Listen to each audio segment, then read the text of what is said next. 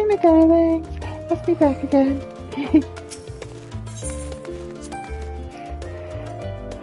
Right. It's getting a bit colder now. Jumper to keep me cozy. Time to continue the story a little more. Justinian returned not long after we departed for the studium, ashamed that he missed the chance to attend our lecture with the scholar. Or perhaps not. Having spent most of the time in Thavnir, I've yet to fully grasp the Charlian. Even finding my way to the annex proved a challenge. You better not let your guard down around Key. One small favour becomes another, and then another, and before you know it you'll be running to another side of the world in search of a bottle of wine or some rubbish. Usual heroics. And as the scholar said, it could lead to interesting discoveries.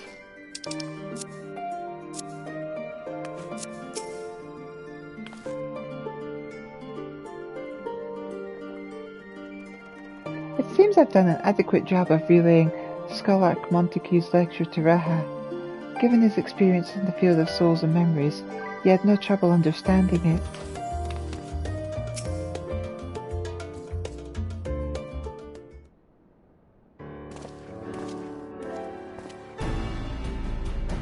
Ah, welcome back. The trip to the studio proved most educational.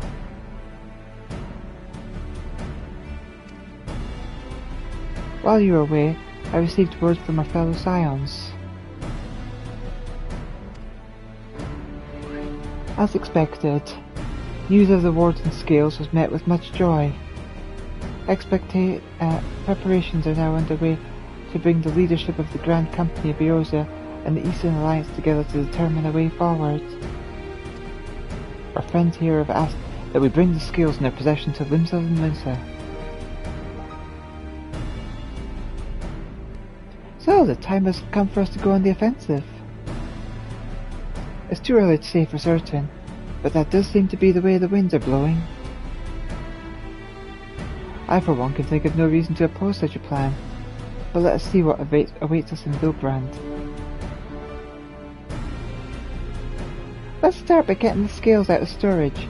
Give me a hand, would you, Justinian?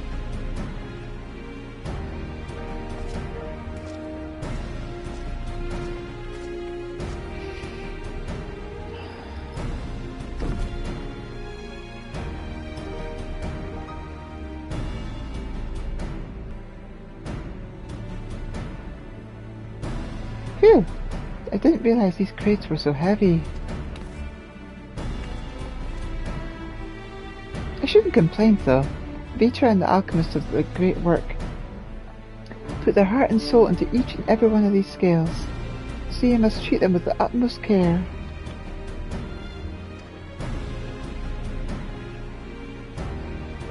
Are you coming with us? Are you not coming with us? As much as I would like to escape from the Thom's watchful gaze, I've little choice but to stay behind. We're already on thin ice, and if I, in my capacity as official representative, were found to be consorting with foreign powers, well, you can imagine how well that would go. I shall remain here and do my utmost to avoid ruffling any more feathers, as I await word from Master Natalia and our other allies. With luck, we'll soon have good news of our own to share.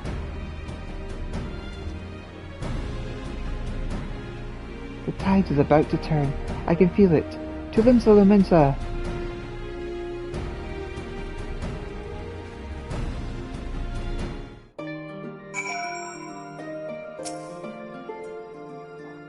If you learn aught of interest, be sure to let me know. In the meantime, I will do what I can to aid our cause, though I fear that will be precious little given the circumstances.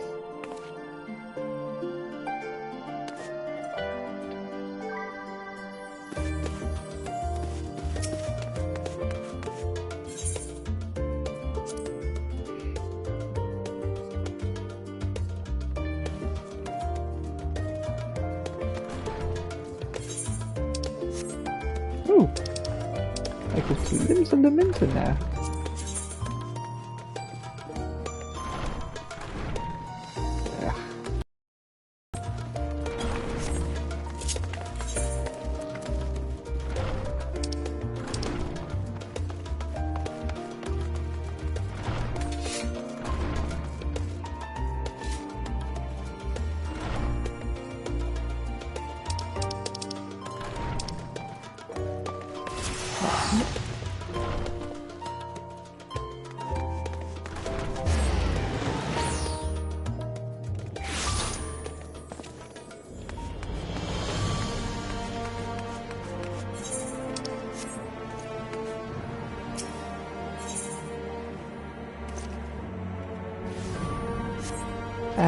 that'll be about the housing area.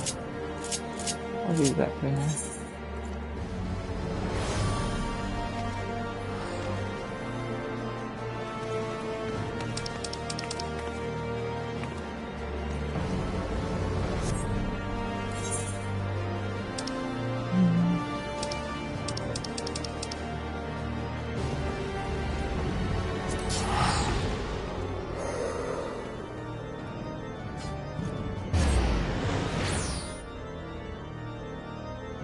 The limbs of a Minza.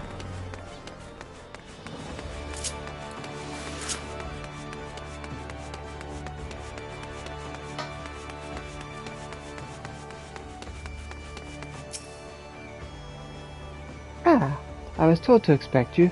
As you may or may not be aware, the Admiral is at present entertaining the Elita here and the Sultana. 3 of the most powerful women in the world in one room. Do you need a moment to prepare, or shall I show you to them?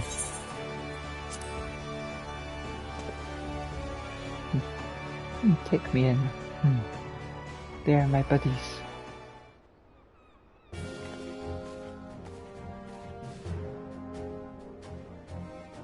My apologies for calling you away from Charlean at such short notice. On the contrary, we are honoured and grateful, and pleasantly surprised to be joined by such esteemed company. 'Twas only right that this discussion be conducted in person. We are locked in a war of attrition. Our forces struggle to contain the threat posed by the towers, and it is only a matter of time before we are overwhelmed. The victory will only be claimed through decisive action, and we have taken the initiative to set the wheels in motion. It is reassuring to learn we are all in accord. But might I ask what your plan entails?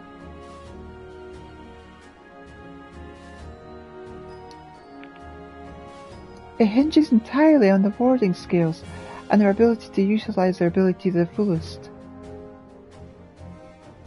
During your time in Charlean, the Allied nations have been engaged on separate fronts, with no end in sight. To make matters worse, in abductions of kobolds, Sahagin, Ixali, and Inata have given rise to an increasing number of primals as well. But your triumph in Razatan has given us hope once more. The time to free ourselves from this menace. And it is you, the Scions of the Seventh Dawn, who have shown us the way. While the bulk of our forces will continue to hold the Teleriffe at bay, we will dispatch our finest to strike at the enemy's heart, Garlemald. These brave few will be the Ilsebard contingent. To think such progress has been made in such short a span.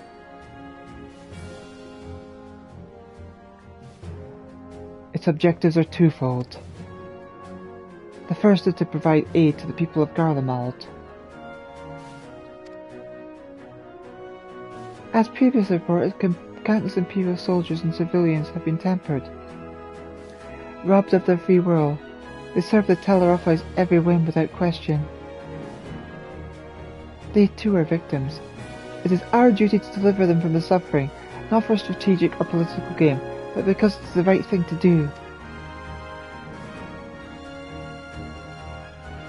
I do not ask that we set aside the decades of conflict and conquest, that we simply choose to forgive and forget.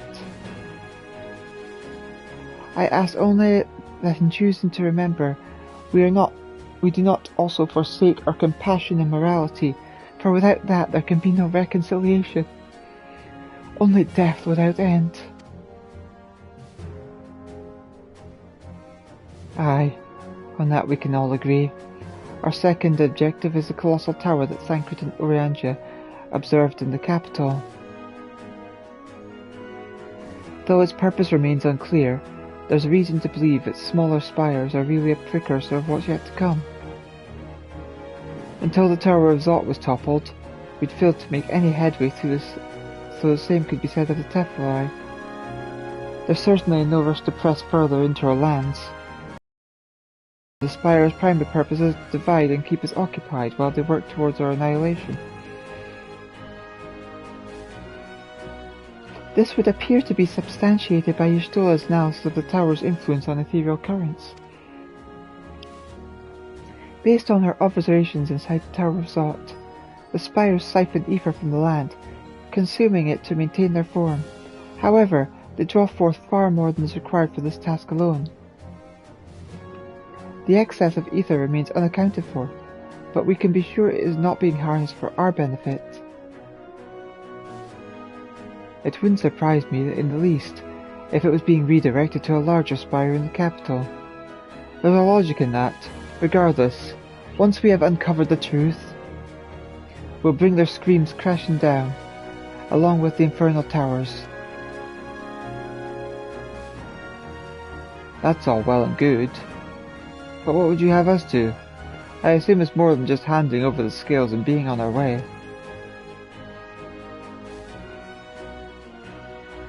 We want you and your scales to join the Ilsebard contingent.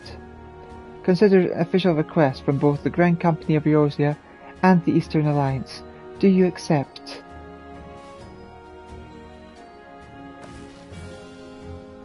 Perhaps you should be the one to answer that.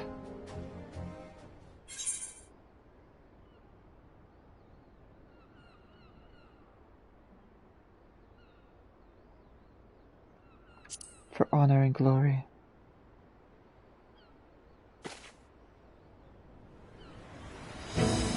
Couldn't have put it better myself. Y'shtola, Thancred, and Urianger have already pledged their support, and we are on our way to meet with the rest of the contingent. They were all positive you would come to the same solution as they did. Luckily for all involved, the prediction was correct.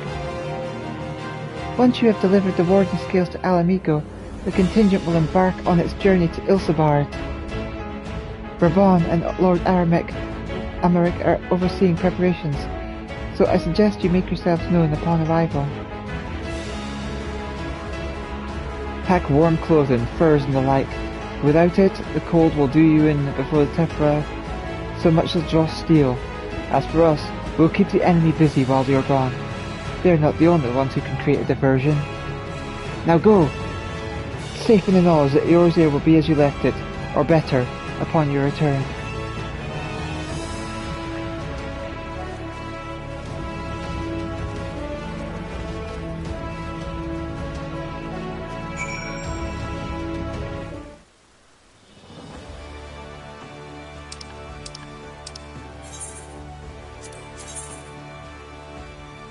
To Alamigo!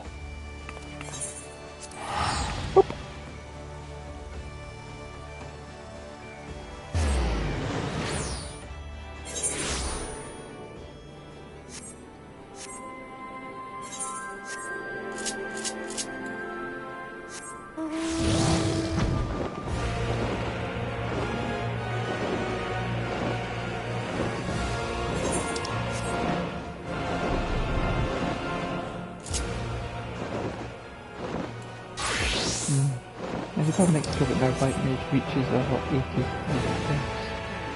for leveling North Sage.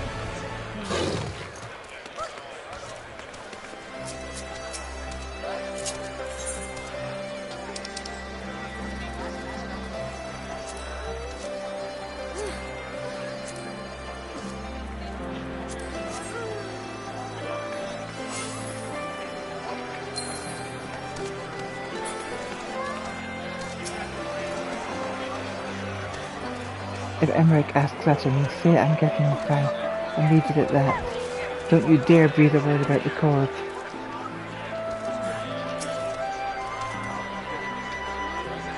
I must quiz Thancred and Urianger on the conditions we can expect in Garlemald. I know it's cold, but how cold? Will I need to keep my ears covered? They can be a bit sensitive at times. Aww.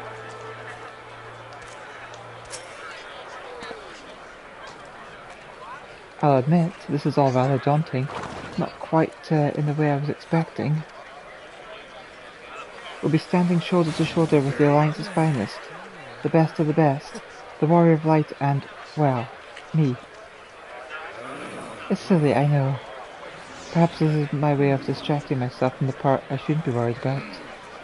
Marching into Garlemald. You know, I'm looking quite forward to seeing who's been selected for the Ilsebard contingent. I have a few people in mind. Care to make a friendly wager?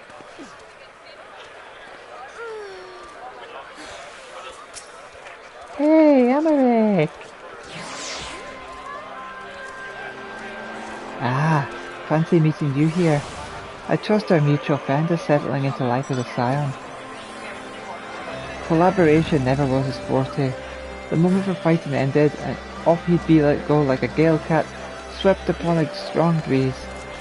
But rest assured, he will always be there when you need him, probably.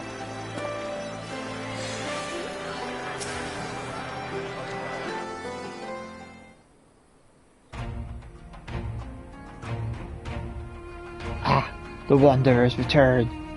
You've been busy bringing down a tower and producing the keys to destroying the rest of them. You should be proud. Those warden scales of yours are what made this whole venture possible. Will you and Lord Almeric be leading the contingent? Regrettably, no. Our role is to organize various delegations to a cohesive unit. Once we have seen you all off, it's back to our respective posts. We dare not neglect our duties for too long, lest our defensive efforts fall into disarray. And just between us, there was a fair amount of opposition to the formation of the Ilsebard contingent. The very suggestion that we send out some of our finest troops behind enemy lines to render aid unto the Garleans has made me rather unpopular in certain quarters. Can't please them all. Sadly not, though I do my best. Truth be told, I'd rather be at your side charging into the fray. Alas, I've battles of my own to fight, where words may serve me better than any blade. I hate to say it, but Lord Almec's struggles mirror my own. For the time being, the best we can offer you is peace of mind from knowing Eorzea is in safe hands. As you fight the good fight in Ilsebard, I and the other commanders will do what we can to convince the naysayers that our cause is just. Thank you, both of you. We meet again.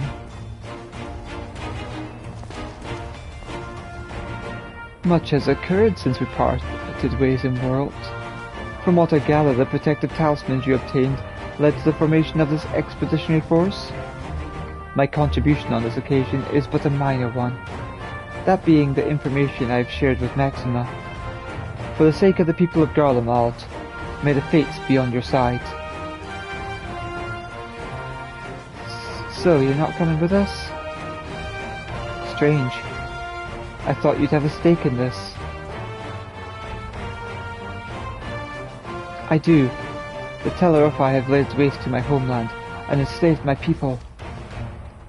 But though every mote of my being cries for vengeance, I cannot be the one to deliver it. My presence alone would place the entire mission in jeopardy. I stand accused of murdering Emperor Valus and plunging Garlemald into chaos.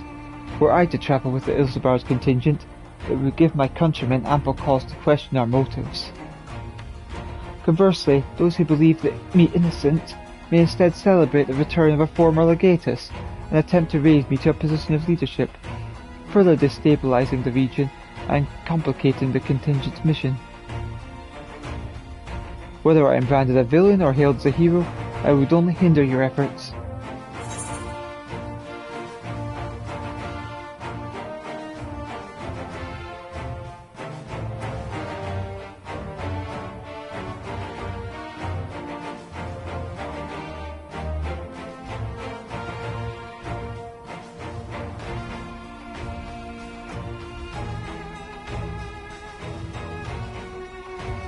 We will deliver your people from harm in your stead.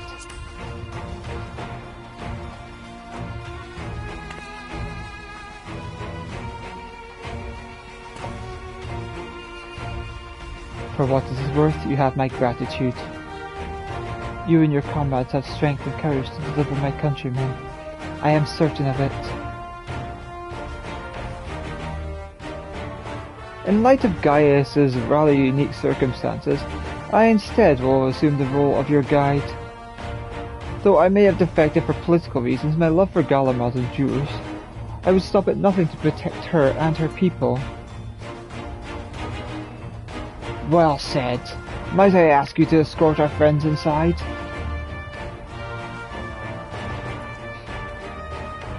You might even bump into an old acquaintance or two. And if I don't see you again ere you depart, may the Fury guide and protect you. All of you.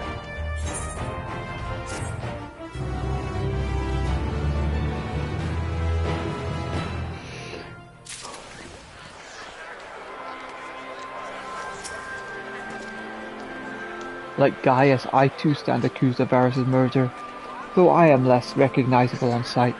Still, it's something to bear in mind once we reach Garlemald. I neglected to mention earlier that we received a report from our troops that may be of interest to you. While engaged with a lunar primal, a great worm swooped down from the skies above and came to their aid. This worm, as described, was the spit-in image of Tiamat. It would seem she too continues to wage war against the Tellarify.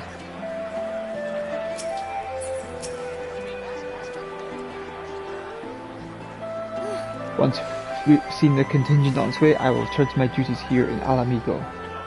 As many of our most capable will travel with you to Garlemald, we who remain will have to fight that much harder to make up the difference. But let no man say that I do not welcome the challenge. Aye, this old bull isn't ready to hang up his horns yet.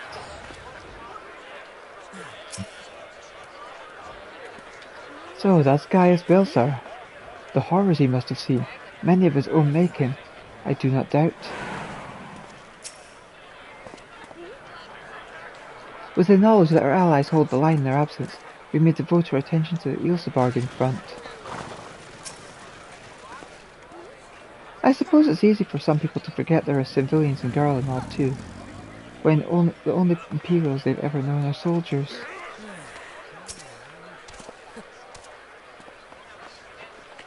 Regardless how many countrymen receive you, the cold will not treat you kindly. Underestimate it at your peril. Ooh, a new toy!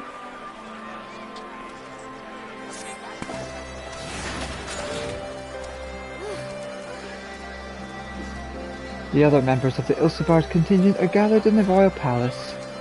I shall inform them of your arrival, so please make your way inside as soon as you are ready.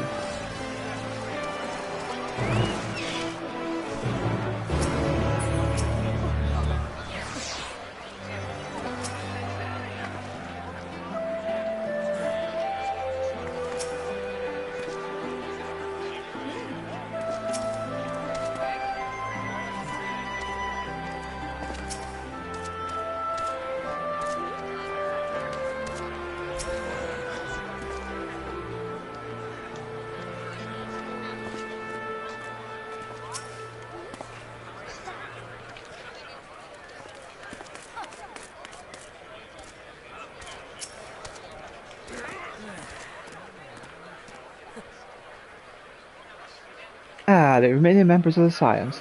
Your friends and most of the Ilsebarg condition await you within. Would you like me to see you through? Yep, go ahead. Whoop.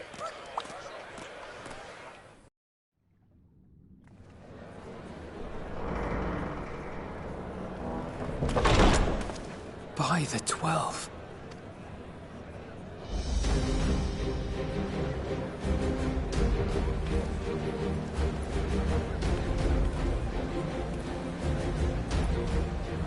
Glad you could join us. I hope you don't mind, but we went ahead and started without you. As you can imagine, our traveling companions were eager to become acquainted. 'Tis a rare thing indeed to see such a diverse and talented group of individuals assembled for a single purpose. We fight not only for the sake of Eorzea, but for the entire world, including the people of Garlemald. Much rides on the efforts of the Ilsebarg contingent. People.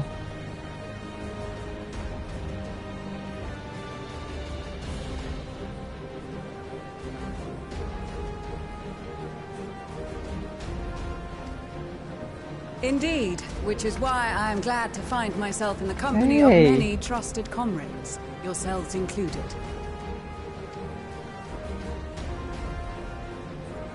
Lucia. I have come at the behest of Lord Emmerich, who has honored me with the role of Ishgard's representative. And for the good of all nations, not least my former homeland, I am determined to see this mission through to its end. We have a hard road ahead of us, but walk it we shall, together.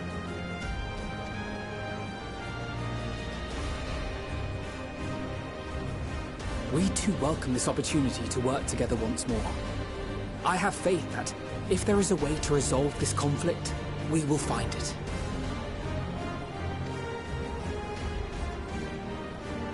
Allow me to introduce you to the rest of our company.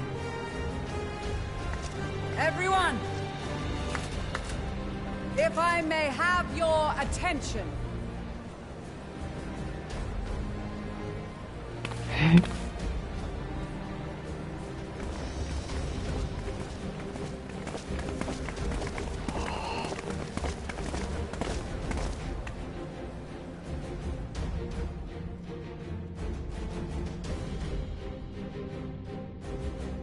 Might I ask you to speak first?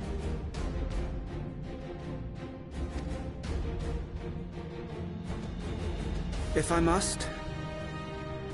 I am Arun Senna, spokesman for the Gridanian delegation, here on behalf of my esteemed sister, the Elder Seedseer.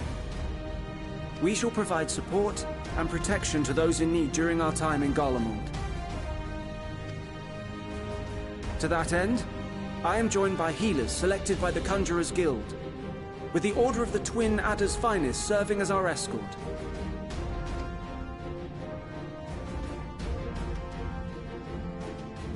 Of course, with an experienced white mage such as yourself accompanying us as well, those requiring more involved treatment will be in safe hands.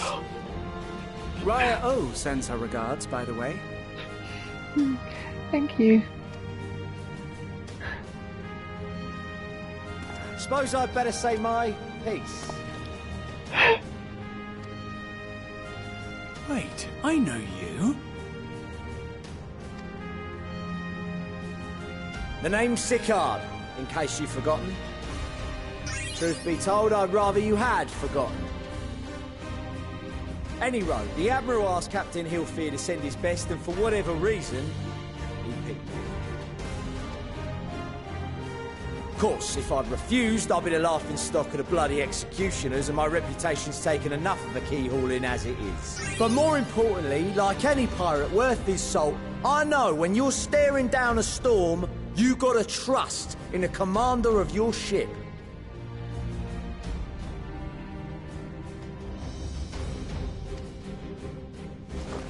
So if the Admiral wants us to go to Garlemald, not for plunder and glory, but a promise of peace in our time, then that's what we'll do.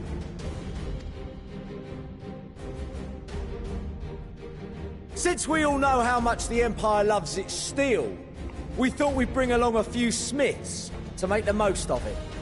Give them a pile of scrap and they'll cobble together anything you fancy. Of course, just like the Gridanians, we got fighters of our own. We might have come with a more constructive purpose in mind, but we're more than capable of cracking skulls, believe you me. Well, you're certainly raring to go. But then again, so are we. The most dependable warriors of Uldar and Alamigo have assembled at the Sultana and General Aldin's behest.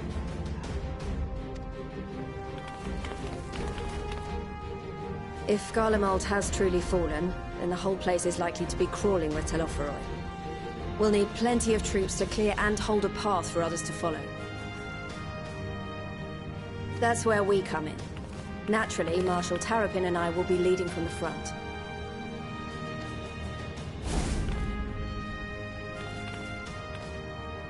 It's been some time since I last saw you in your element on the battlefield. From what I've heard, you've become pretty fearsome yourself. Master Matoya, the avatar of destruction.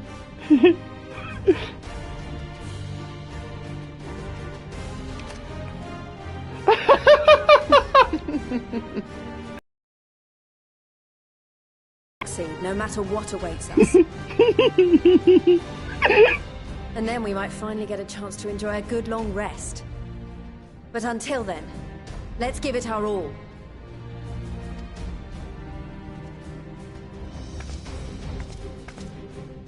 As for Ishgard, we Temple Knights have come in force to uphold our nation's commitment to the peace and welfare of our allies. The bitter cold of Garlemald is a formidable enemy in of itself. Our experience fighting in ice and snow will prove invaluable in the days ahead.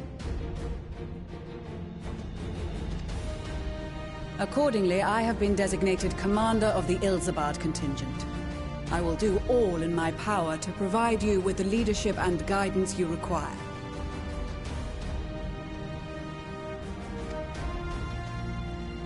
The four high houses, House Hylinart foremost among them, have arranged for a host of machinists to join us on our mission. Their knowledge of Imperial Magitech is sure to be a great boon. They will address any problems of a technical nature, together with the smiths of Limpsa Lomitsa.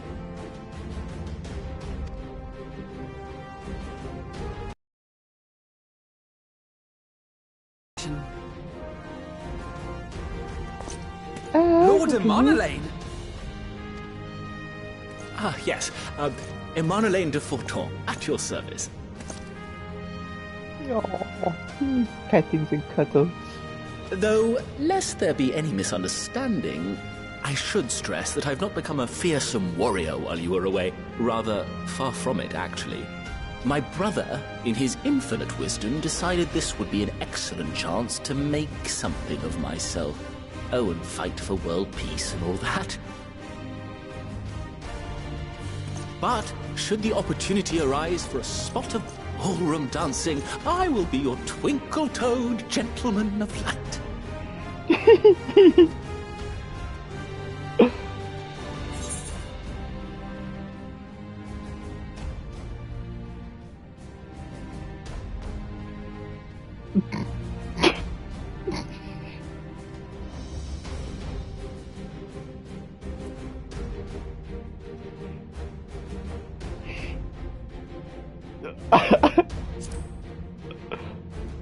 I dare say your fancy even bookmark may be all that stands between us and certain doom.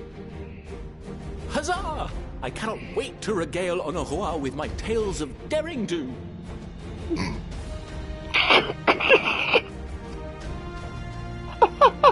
I believe that concludes introductions for the Grand Company of Eorzea.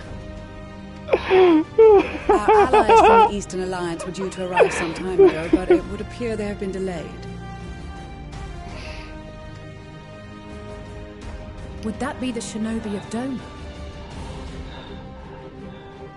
Actually, they've been tasked with relaying messages back and forth between the various Eastern nations.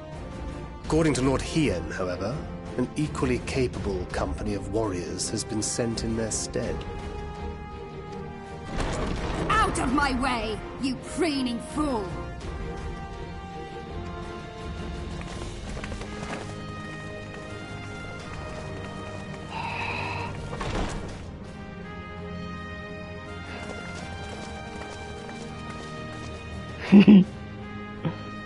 Forgive us for coming late. We are the delegates of the Eastern Alliance. Cyrena, and you've brought company. For battle and blood we come, as a step is sorely lacking in both. No towers befoul our lands, so we marched on those of Doma, only to find them beyond our reach. But now our thirst for slaughter will be slaked. No quarter to the enemy! Sadhu Hatun, no. We go to make peace with the Iron Men, not war. Warriors of the Steppe, we've heard many tales of your bravery. We welcome you as allies. And these other ones you have brought are... Members of the Dalmascan resistance group, Lente's Tears.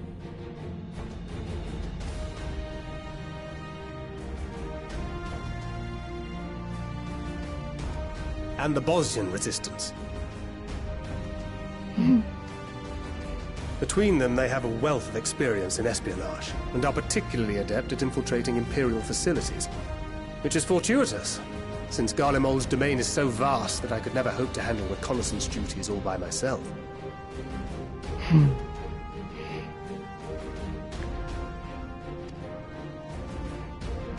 Dalmasca, Bosnia, Alamigo. All lands which have suffered the tyranny of the Empire. I would never presume to question your motives. Nevertheless, I must reiterate that our goal is to aid the victims of the Telophoroi, the common folk of Garlemald. And they are victims, make no mistake. Though I understand that many may struggle to see them as such. You're more right than you know. For every one of us that answered the call, there were a dozen that refused.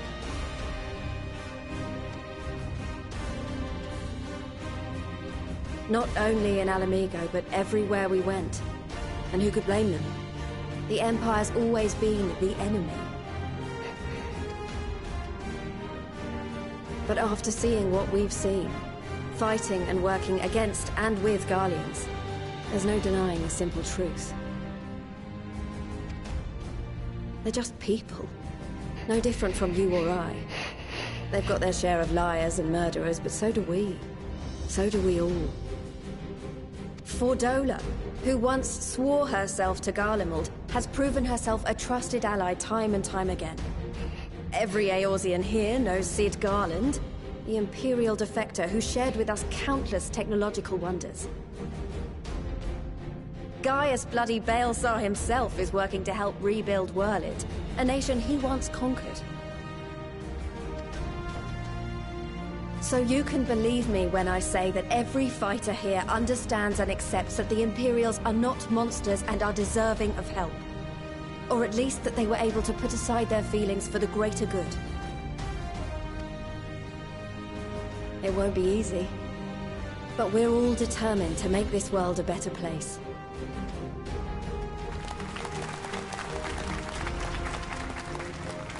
What lingering concerns I may have had were clearly unwarranted. I agree with everything you said wholeheartedly.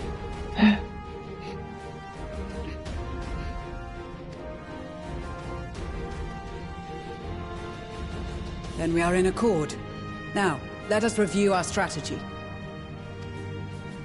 To reach the Garlean capital in northern Ilsabard, we must cross the central mountain range. Fortunately, Garlond Ironworks can provide aerial transport, sparing us this most treacherous part of our journey. However, attempting to fly any closer to Garlemald would attract the attention of the Telophoroi. As they appear to have seized control of the majority of the Imperial military, we must assume that includes its fleet. In addition, Garlemald possesses devices that can interfere with airship navigational systems, further discouraging an airborne approach. Given the circumstances, the closest we dare deploy our contingent is an area between the range and the capital, the Magna Glaciers. From there, we must travel the rest of the way on foot. We will also need to bring the airships with us to ensure we can withdraw with haste. Although much of the terrain will be blanketed in snow, we should be able to make use of local roads and shipping facilities. The vast ice field will afford us an unobstructed view of the surrounding area. On the other hand, it will also allow others to easily spot us, so it is imperative that we only make camp in positions where we can easily defend ourselves. And the airships, which must be kept safe at all costs. We cannot account for every possibility, so we must be prepared to think on our feet. We will be tested. Sorely tested, I expect. But for our homes and for our people, and a people not our own but in need, we will succeed. Spare no effort in your preparations. Once we depart, there is no turning back.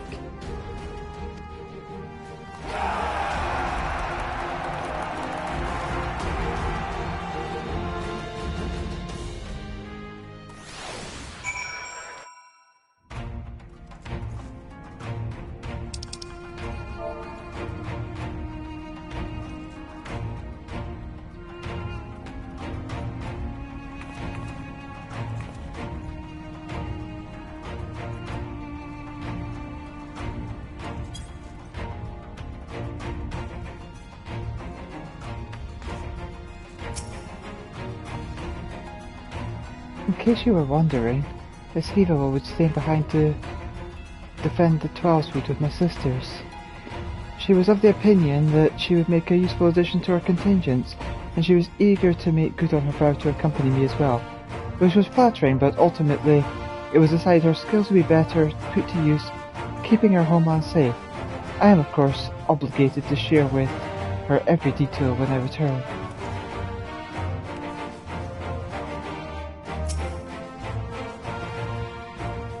Our prowess has finally been recognised by the Order of the Twin Atter. Naturally, Gailot is also here helping us. Whilst his ability as a bard is unmatched, I do worry about his judgment.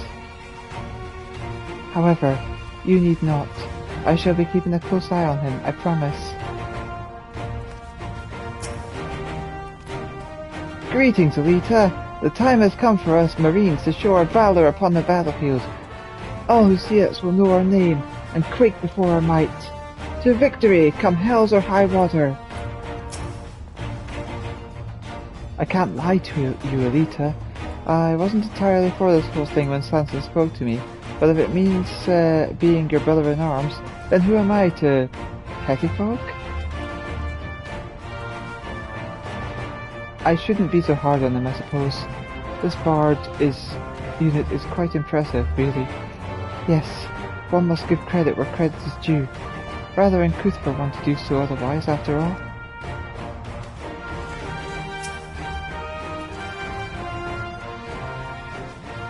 Until the Empire fell, Guardians were the only ones we was allowed to impose tariffs on at sea.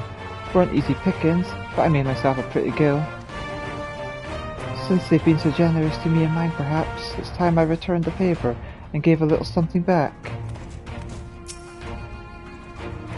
I'm here representing the Marauders Guild, and it's my job to keep the Smiths out of harm's way.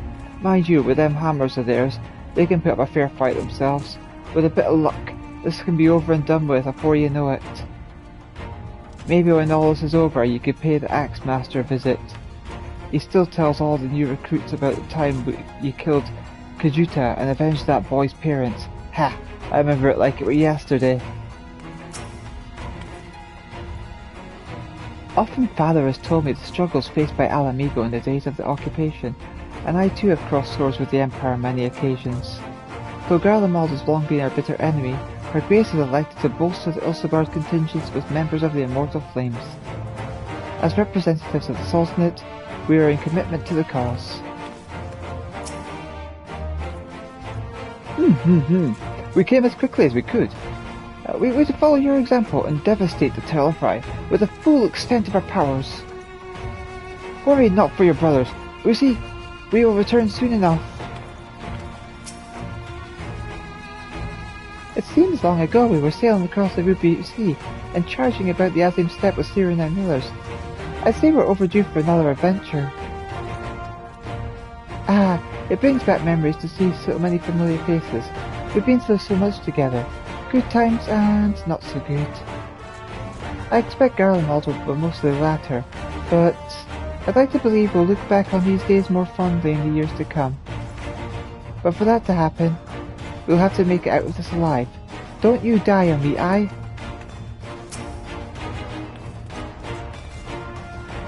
I'm so glad I found you. For a letter from Master Hammond. Let's read it together, shall we? Now let's see here. Ahem. I've every confidence that your fists shall bring the Teferi to their knees, and should you espy my beautiful maidens, any beautiful maidens thereabouts, perhaps sing to them my praises. Charming, Master. Well, more fool me for thinking the letter would contain something actually inspiring. Let's just, forget this note exists and focus on the battle ahead.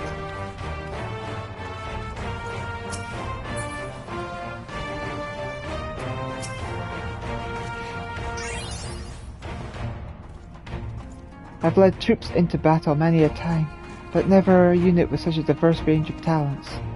While I've been briefed on their capabilities, I expect you could provide additional insight into their strengths and weaknesses. I'd appreciate any advice you may have.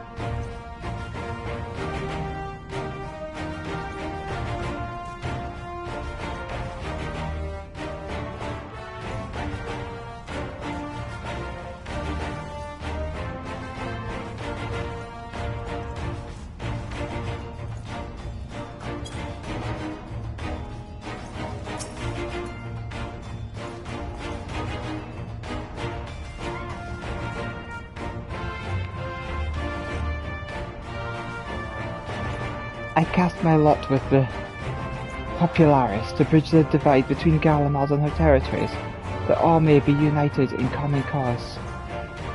But we were disparaged as a radical element, dissenters looking to destabilize the Empire from within. Many friends, even my parents, perished in the unfortunate accidents. I too would surely have met the same fate had I not defected. Nevertheless, I still dream of equality and peace for all of us. As the world itself stands on the brink of collapse, I hold out hope that one day the dream will become reality.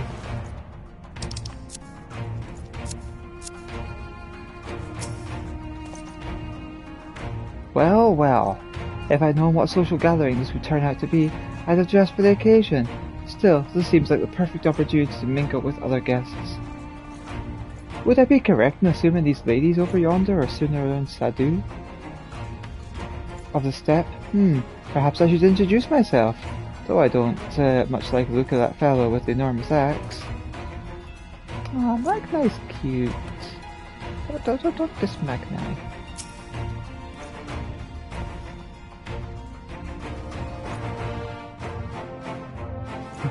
If it isn't Elita, 'tis thanks in no small part you and the manufacturing future is looking brighter than ever, my friend.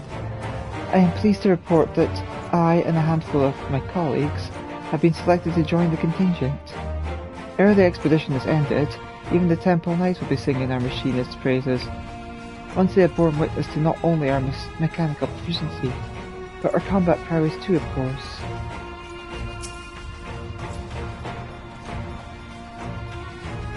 Let me have a look at you. A touch nervous to enter the battlefield, perhaps? Well, I shall be fine out there alongside you as Temple Knights serving with your fine band. Though I may not look it, I was the Azure Dragoon a long time ago. So you can rest assured I will give all I have in the common fight. I certainly won't be shown up by either you or Astinian.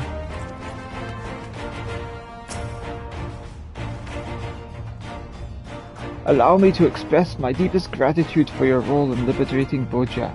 We and my countrymen owe you more than we can ever hope to repay. Now the dream has finally been realized. Viceroy has seen it fit to send a few of us to join this expeditionary force. I hope our skills will be of use. I am glad to see you well, Elita. Grandmother was worried for you. The night I agreed to come hither and join the contingent, the gods sent her a strange dream. 2 suns, one burning red, the other frozen black. Closer they circled, closer and closer, and they danced, and as they danced the world fell into ruin. In blinding chaos, she spied blackened silhouettes, and knew at once that one was yours. Yet we knew not how to interpret this dream, save as a sign that great danger awaits. But whatever lies ahead, I will walk with you, traveller. I care not for the Iron Men or their troubles. It is the destiny of the weak to die in ignominy. Even so, I will do as I have agreed. I volunteered to join this band at Serna's request, and if she thinks it's a worthy cause, that is reason enough. Though we hail from different tribes, our bond has grown strong of late. She is much better company on a hunt than any of the steppes oafish men could dream to be.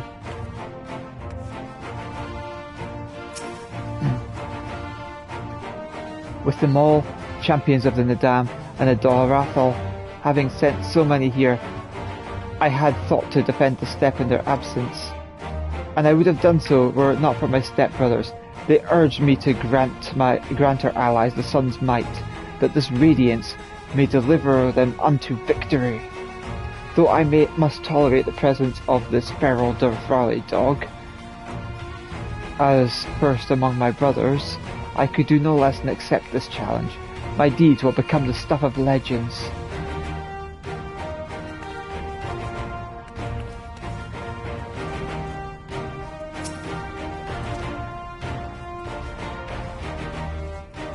I did not expect to see the other former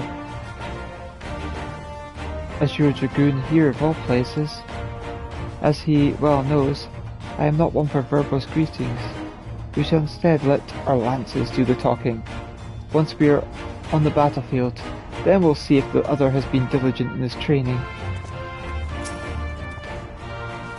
This is extraordinary. To be in such company, the finest our allies have to offer. With comrades such as these, we're bound to succeed, I'm certain of it. We've been part of a joint military operation like this before with far greater numbers, but for some reason this feels very different to our previous experiences. Despite having shared more than introductions, there is already a palpable sense of camaraderie. I was half expecting to find the man who taught me red magic amongst our number, but he's nowhere to be seen.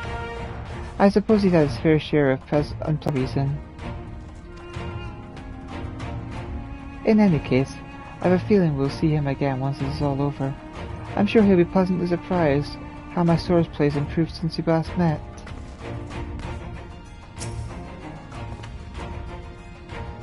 Blessed are we to have made countless steadfast allies o'er our journey's course. Indeed, we are joined today by many new acquaintances, close ties with the Scouts of the Eastern Alliance, and the various resistance groups, and they're an absolute joy to work with. Besides the delegates assembled here, Amalja and several other tribes offered to send troops of their own. Unfortunately, due to their physiology, many would struggle simply to survive the harsh climate of Ilsabard. They would also likely prove tempting targets for abduction of the Teferi. All things considered, they can better aid the cause by bolstering our defences in the Eorzea.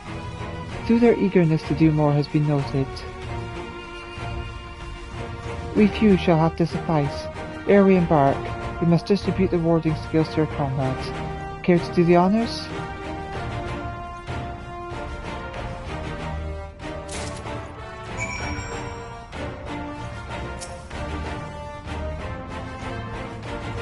I suspect a few of our comrades would be rather pleased to speak with you again, which is why I thought you'd be the ideal candidate.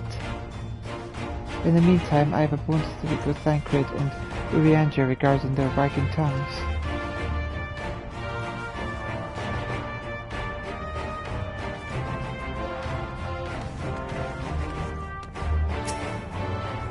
From my homeland, I give this to you. We heard it be cold in Garlemald, so we came prepared. These enchanted talismans, or should that be talisman, would probably require considerably less time and effort to produce if the alchemists of the great work were not so preoccupied with making them look pretty.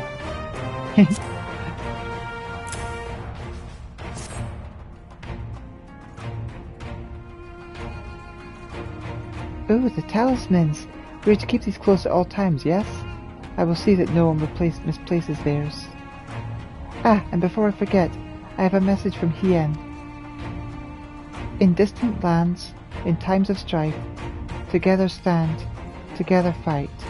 In darkness shines the light of life. I hope I've done his words justice. Doma, much like much of Orthard, has been plagued by the towers. Yet while he could not be here, he wished to express his shared conviction. He and Yugiri both labour without rest to unite the people, and with their aid will we keep the enemy at bay, and we of the Steppe and the Eastern Alliance will repay their efforts by ending this war. Ah yeah, so they just say the same. That's good. Means I don't have to worry about missing conversations.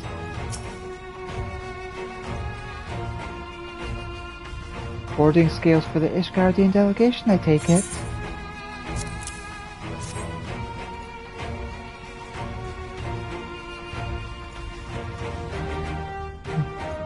Many thanks. These talismans may prove to be the deciding factor in the battles to come. I find myself conflicted by this foray into Garlemald, sent by the Empire to infiltrate Ishgard, only to throw in my lot with those whose secrets I was supposed to be stealing. And now I lead a mission to save the countrymen I betrayed. But that is doubtless why I was chosen by Lord Americ.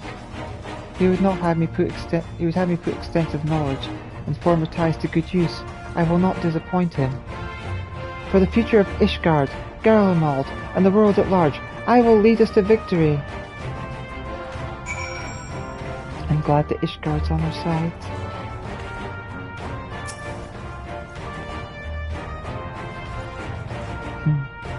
into an old friend. Has a sense of warden skills, I spy? Not that I would know what they look like. It's good that you're here. All the way from... back from when we first met in Draconia.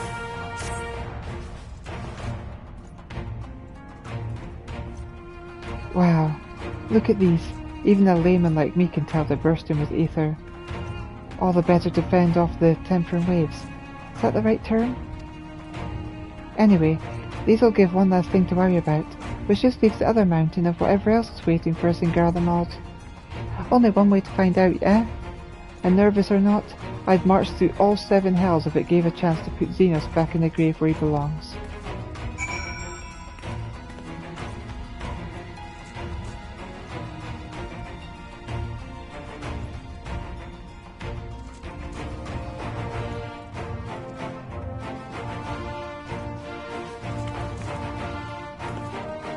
I don't see this very often.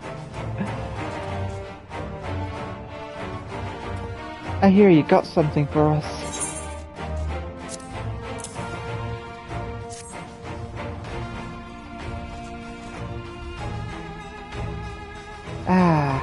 Them skills everyone's been talking about. Pretty little things, ain't they? Reckon they'll be worth a gill or two when all this is over, but we'll hold on to them for now. And one more thing. I know what you're all thinking. Why didn't they send a Nazir instead? Buggered if I know. All the Admiral and Captain Hill first told me was they needed someone to help safeguard the future. And here I am. Can't say they haven't got a sense of humour. Of course, some of you might be wondering what good a pirate is on dry land in the middle of the sudden snow of all places. Well, me and my crew do whatever needs doing, so let's set sail, or however the saying goes, on airships. And of course...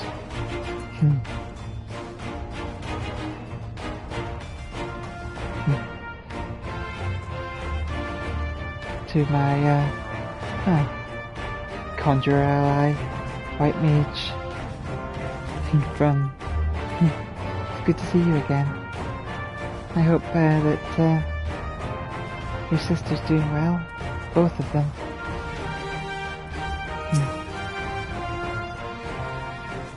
But especially Rhea, my mentor. Yes?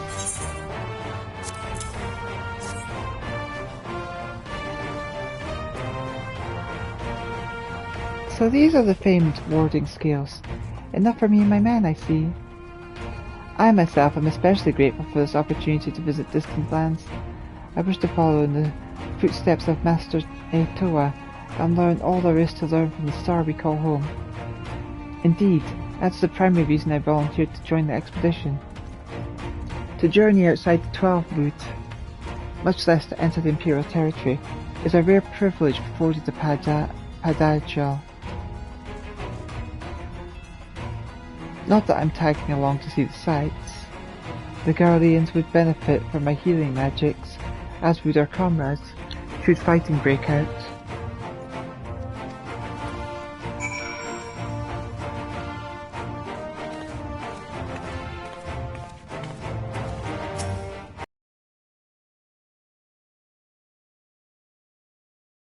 Itself. Do you have a warden skill for me too?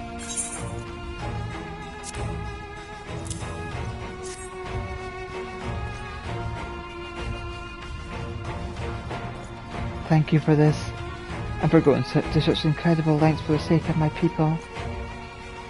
Though I have little to offer in return, I would impart some advice if I may. You have been told by many to wear the cold of Ilsegard, and I cannot express enough that this is no token warning. I will be distributing specially made warming tinctures, courtesy of the Alchemist Guild, but understand that they are no substitute for proper protection. I leave the provision of said protection to your discretion. Now let us proceed to the Alamegan Quarter. While you make your final preparations, I will have pilots ready by the airships.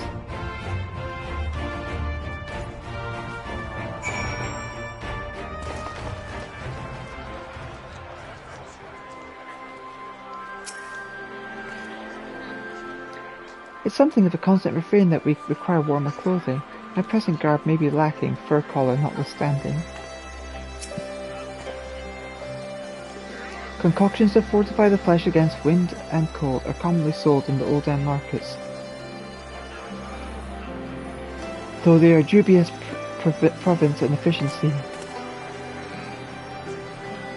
It is said, however, that in recent days the alchemist guild have produced a tincture capable of such a feat. Mayhap the achievements of their Thanvarian counterparts did spur them into action, that they not be put to shame. This coat is quite warm, but I have something rather thicker for occasions like these. There is no telling how long we can be out in the open, and we can't go starting fires willy-nilly if we want to avoid detection. If you've everything you need to take care of, you better see to it now. Since my revival, I've been lax in expanding my limited wardrobe. I think we have time for a quick trip back to Old Charlene. I recall a rather fetching coat. Preparations? I got my armor and my lance. What more could I need?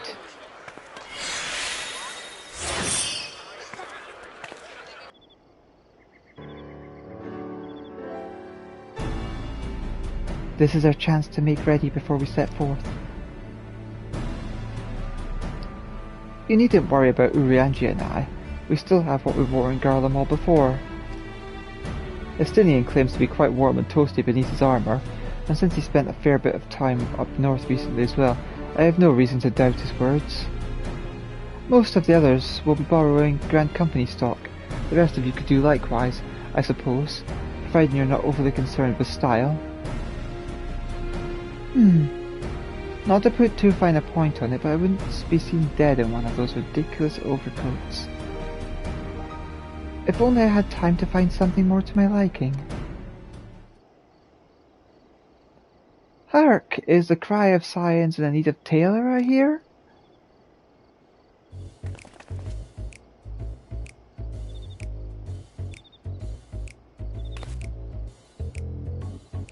But how? Ha! I have my ways. Oh, yes, indeed. You thought you could sneak off to Ilsebard without telling me? Ha! Nothing escapes my notice. Now, you will wear these garments I've made for you, whether you like it or not. You never cease to amaze. But why do you need a new outfit as well? Wait, are you coming with us? What? No, of course not, silly.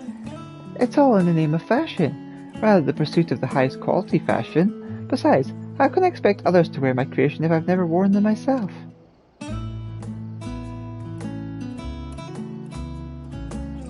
Ah, I did have one other thing to share. Argemis and Blowusna have finally returned from assignments in faraway lands. They'll be staying at the Rising Stones for a while, and to keep an eye on events throughout Eorzea. Since they'll be running things back at headquarters, I was wondering if I could lend a hand in Charlene? Oh, why not? You can keep Crow company in the Baldessian Annex. Yes, we'd love to have you there. And I heard Argemis and Bluswizza did a fine job in carrying on their stead while we were lying about comatose. With them in charge of the Rising Stone, we've nothing to worry about. My thoughts exactly. Also, while I'm confident you won't go collapsing again, because a certain someone who shall remain nameless isn't in a position to transport your souls to another world, if anything similar disasters were to happen, I'll be well positioned to know something about it. Anyway, I got a few things to take care of, and then I'll make my way to Charlene. I really do hope these new clothes are good enough to keep you warm in Garlemald. It's not much, but it's the only thing I can do for you, other than pray for your safe return, which I will, every day. Let's not keep the contingent waiting any longer.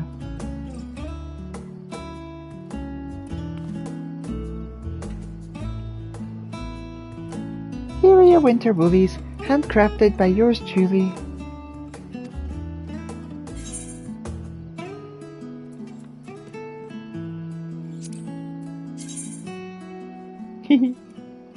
Pussy.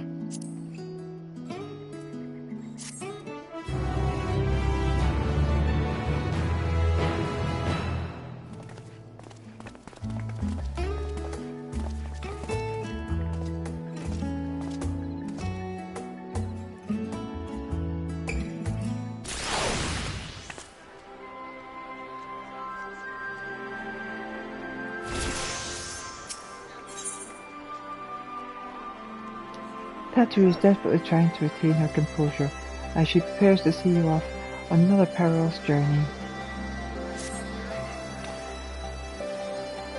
I'm told the airship pilot has been sent to meet you. Ah, there he is. Where? Alright, this is where we go our separate ways. Do be careful, won't you?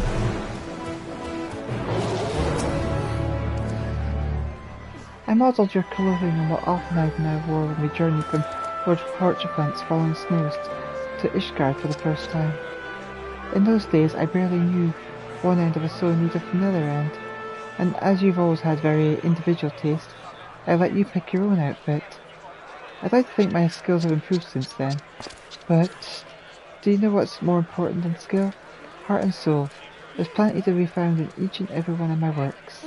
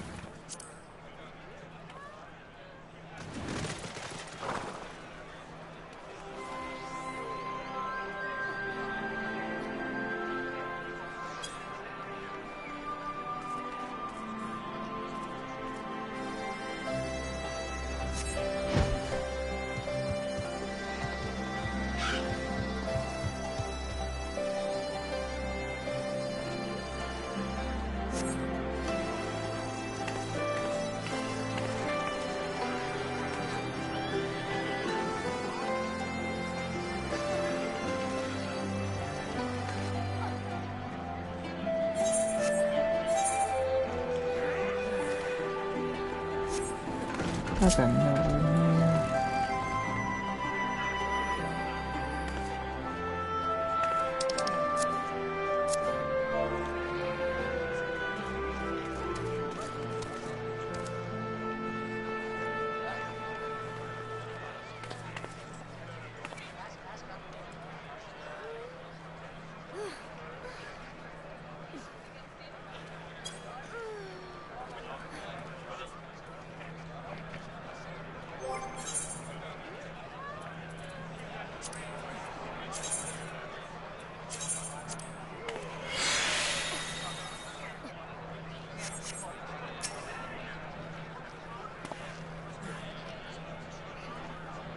It's an honor to finally meet you.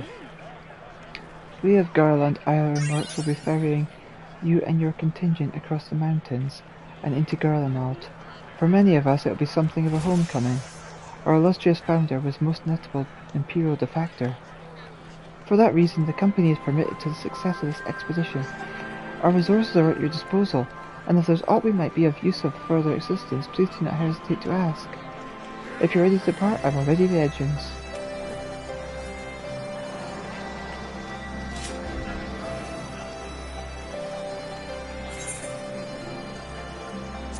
Cutscenes!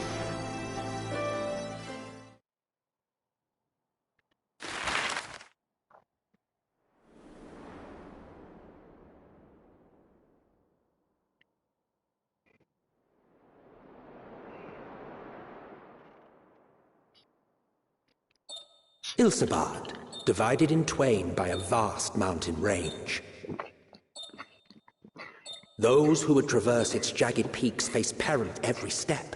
But why go by foot when one can simply fly?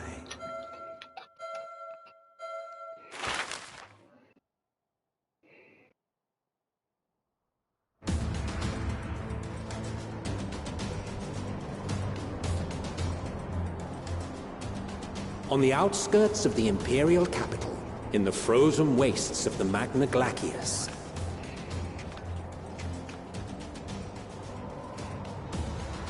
the winds howl in icy protest, as if to warn against further trespass.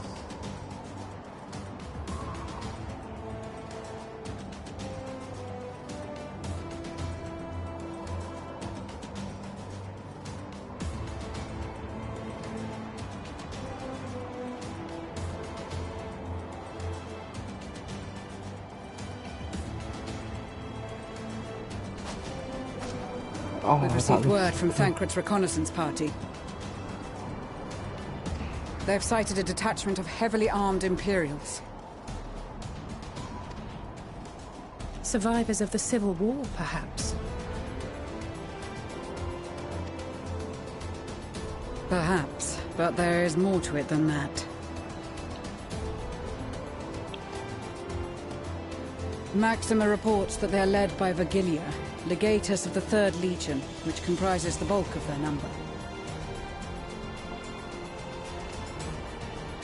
However, they are also joined by several members of the 1st. From what I recall, the 3rd Legion fought for Nerva in the War of Succession following Varus's death. The 1st, on the other hand, were under the direct command of the Emperor and rejected Nerva's claim to the throne. These legions were enemies. Indeed. In fact, our sources claim that it was a conflict between them that sparked the Civil War. Yet now, these former foes cooperate to defend a ruined Garlemald from invasion. Then it is all but certain they have been tempered.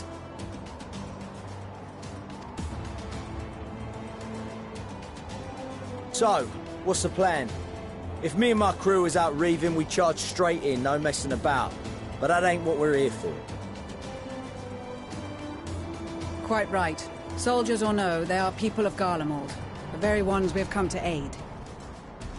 Direct confrontation is unavoidable. Nevertheless, we must make every effort to limit casualties on both sides. Rather than kill them, I would remove them from the field. How so?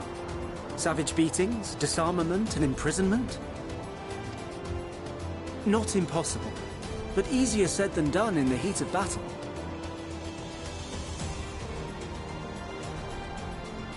Having observed the opposition, I imagine Thancred had something to suggest?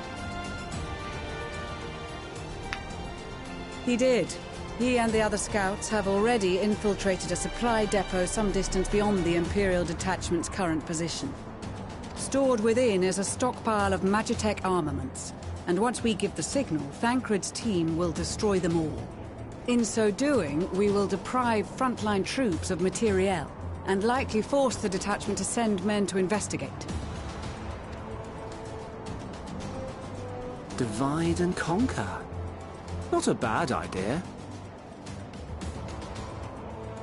Once the scouts have finished their preparations, we will split into 2 groups.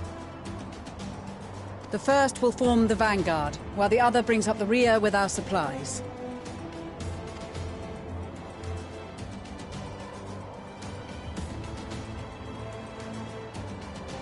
As for the Scions, I ask that you lend your assistance where you deem it needed most.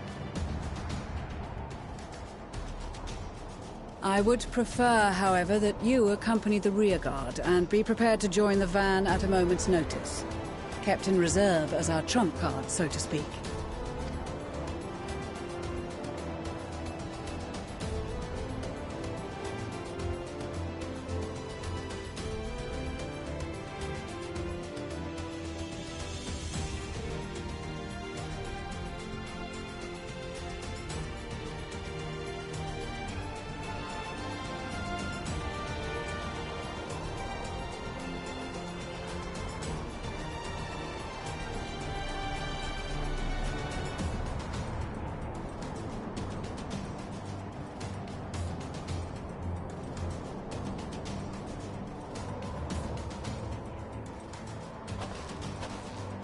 Your proposal was well received. More specifically, they asked that we destroy the Imperial's toys in as spectacular a fashion as possible. Ishtola always did have a flair for the dramatic. She's not an easy woman to please, but I shall do my best. Oh, look at you all cozy, like, packed up in that armor. All right. Once more for my peace of mind. Our first objective will be to rig the enemy's magitech with explosives. After we've withdrawn to a safe distance, we'll detonate them remotely. Our second will be to issue a deactivation command to the automated units via the control terminal. If our calculations are correct, this signal should reach those deployed on the front line, giving our friends a much-needed upper hand. The blizzard will help us stay hidden, so let's aim to get in and out before it passes.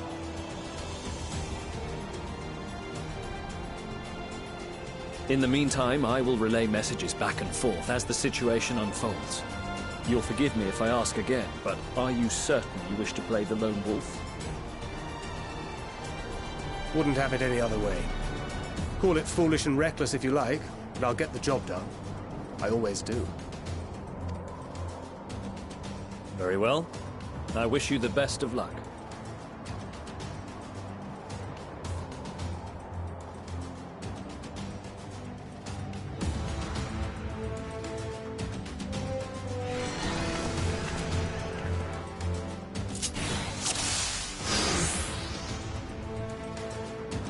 I am thankful.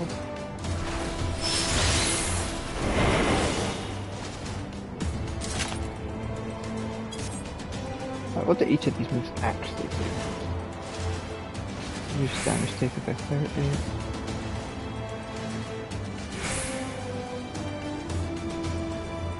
Ask your presence.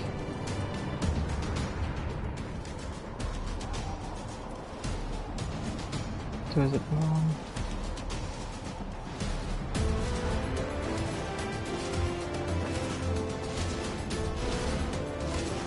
Delivers an attack. Potency back injured.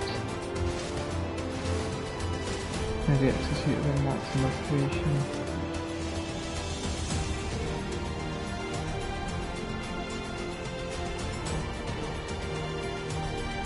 That's my standard 200, 300, 400.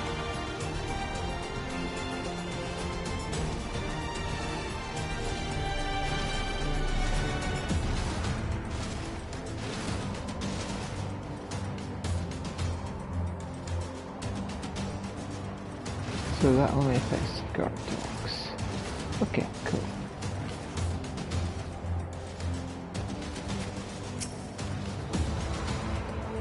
Assuming there is nothing else you wish to confirm, we may commence the mission as soon as you're ready.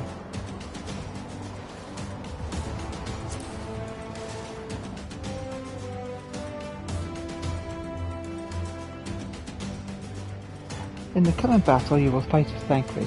You have two objectives: Place the explosives on the Imperial Magitech. Deactivate the front line's Magitech units via the control terminal.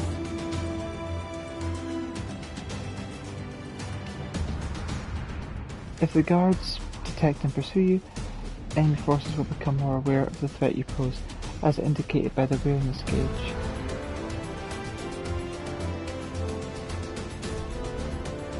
The gauge will gradually fill as you defeat all alerted enemies, until you defeat all alerted enemies. If the gauge is completely filled, the guards will call reinforcements and the mission will end in failure. Use swift deception to avoid detection as you go about completing your objectives.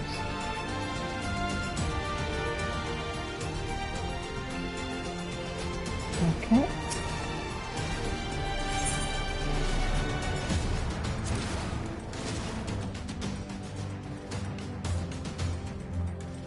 Success in this mission hinges on the following points. Swift deception renders Thancred invisible and increases his movement speed. While active, enemy soldiers in Magitech will be unable to perceive Thancred's presence, even if they are in close proximity. However, it has no effect on the guard dog's acute sense of smell, and they will be able to detect Thancred regardless. Moreover, this action can only be used outside of combat. It will also be unavailable when Thancred attempts to deactivate Magitech fields or execute certain other actions. Thancred's silent takedown will instantly render a soldier unconscious. It can only be used while swift deception is in effect. Though it cannot be used on Magitech or guard dogs, utilizing silent takedown whenever possible is essential to clearing a path to your objectives. So just use that on soldiers.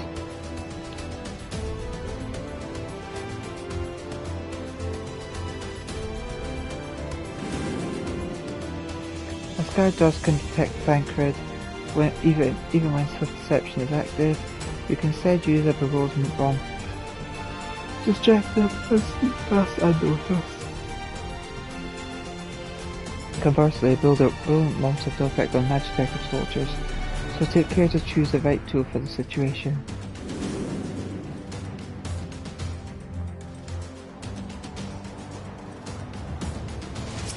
Okay, I think I got it. Keep your wits about you. It's time. We only have one shot at this, so let's make it count. Oh.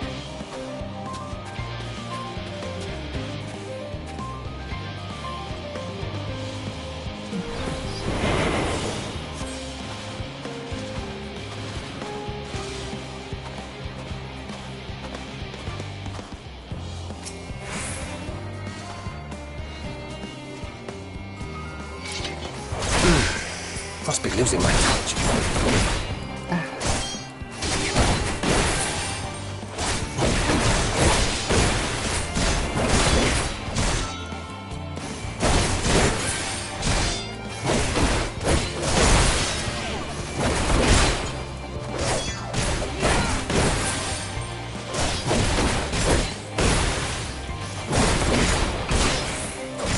Damn, I too much practice.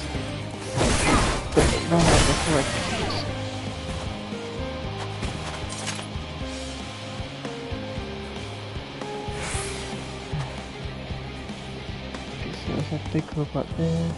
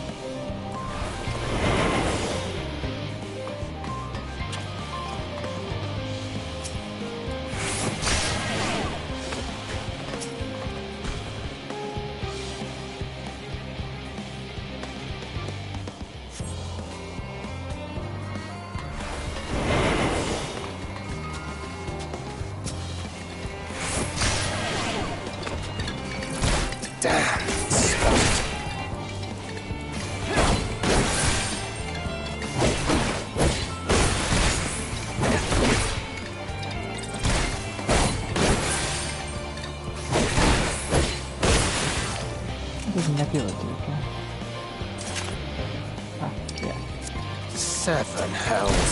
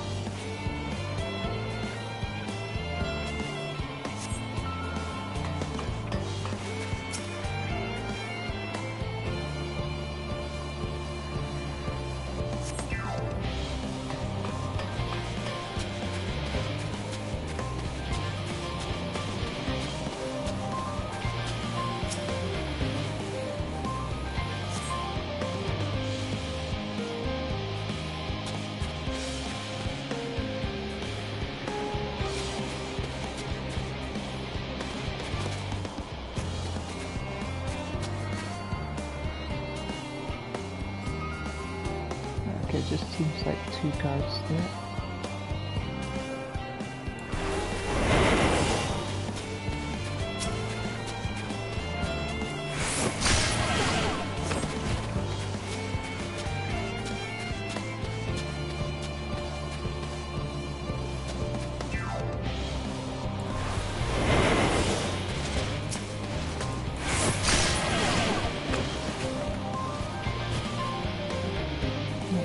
Taken care of.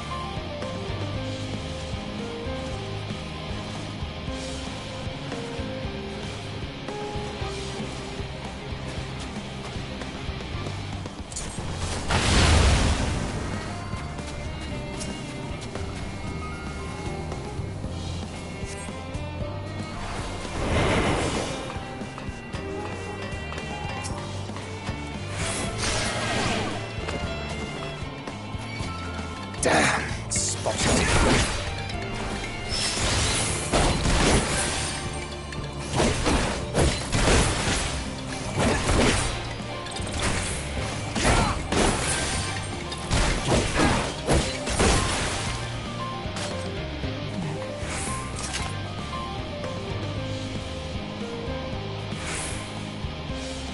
This is a sneaking mission, Tancred.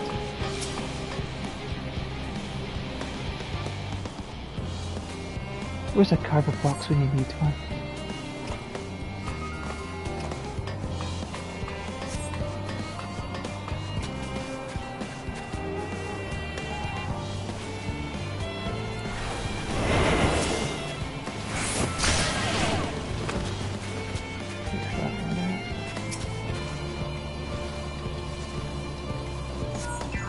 This is Thancred. The explosives are in place. Very good. All is proceeding as planned. Hello, Otacon. Head to the control terminal. It should be to the northwest. Understood. Have the others wait at the rendezvous point.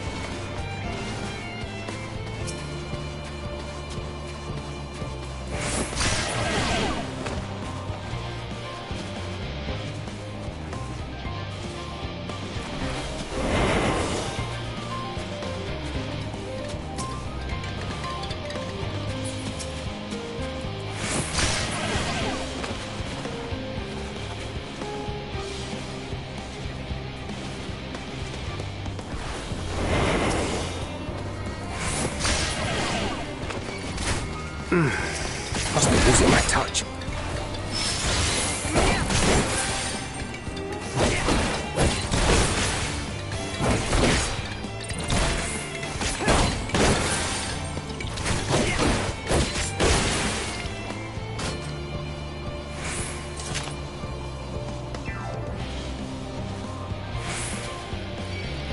Damn, spotted. Damn, where was that? I didn't even see that one.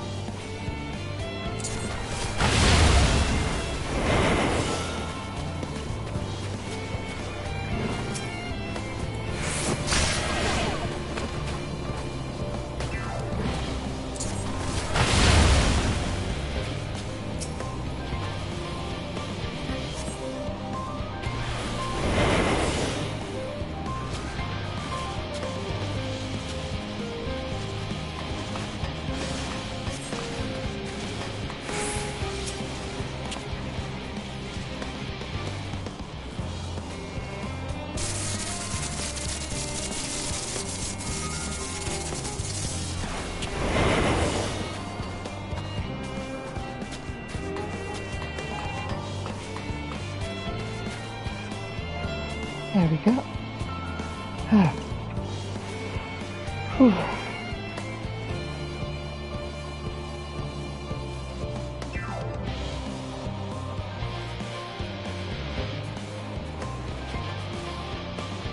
You are returned, and none the worse for wear, to my considerable relief. What news from our comrades? They stand at the ready.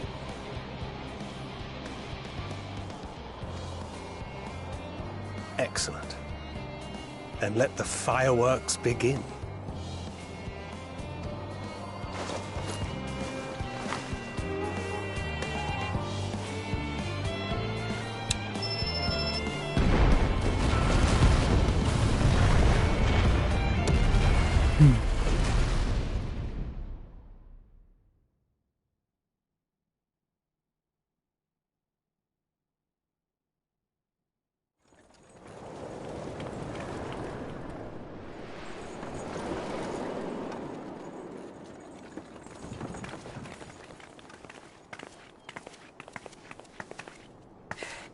The blizzard's beginning to clear. The Vanguard should be engaging the Imperials any moment now, if they haven't already. Ishtola and the others are with them, so I'm sure they'll be all right, but...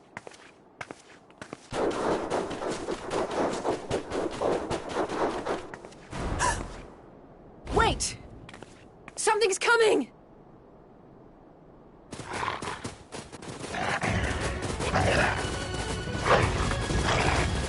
Oi, oi! Looks like we ain't the only ones who sent out scouts. Keep them away from the carriages! We lose those, and we're as good as dead!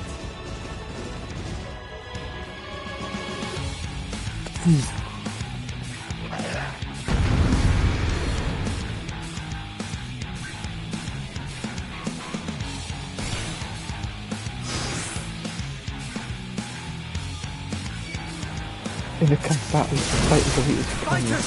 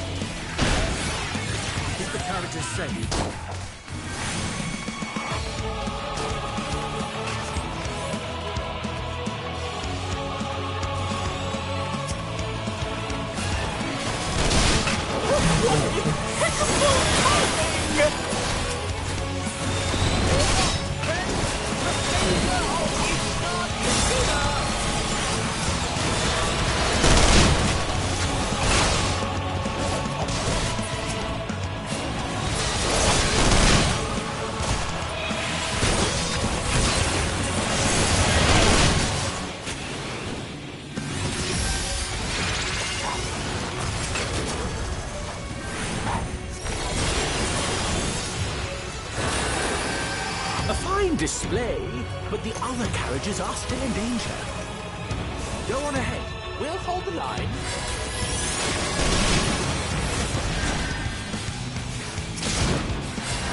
We're the only ones who can struggle. Time we put our backs into it.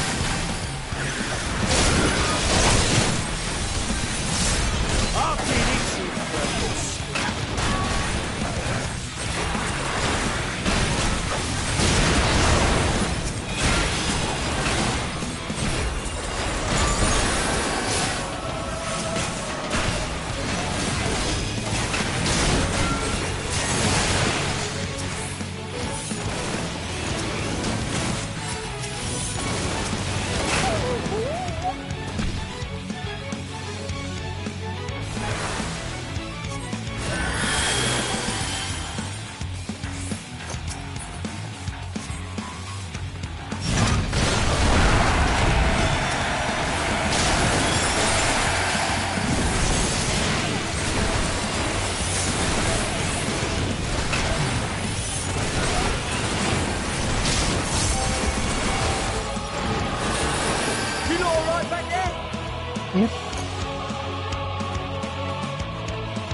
We're fine and ready for more.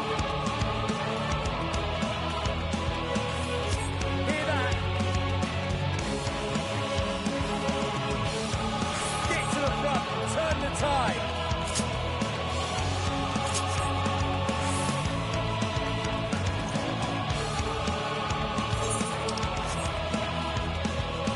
This one?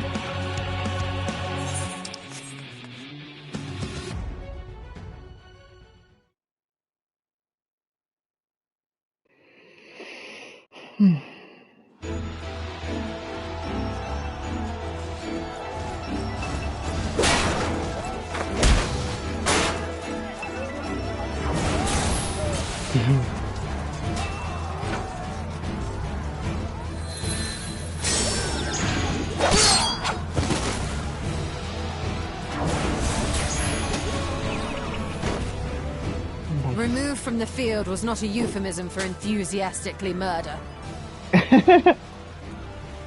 It's nothing that won't heal in time. The trouble is, their tempering has made them utterly fearless.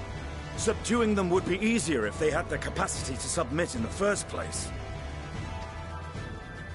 Well, this is the path our young charges would have us walk, and that we all agreed to follow. You knew it would be hard, yet still you pledged your lance, did you not?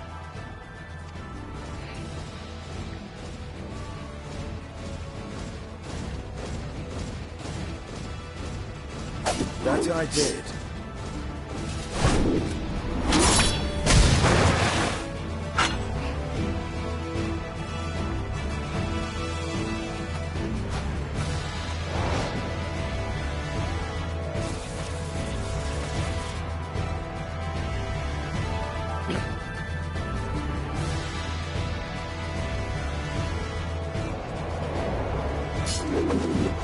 Don't you dare die.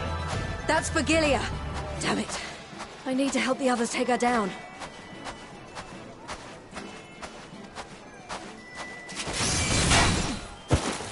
There's no end to them!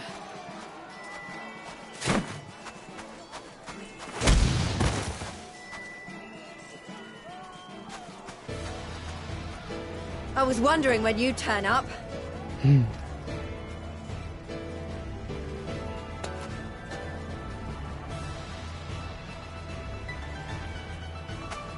There's no stopping us now.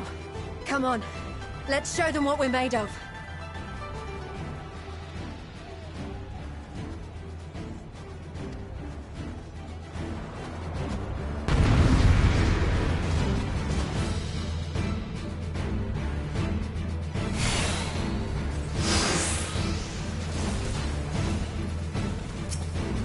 We have them now! Forward!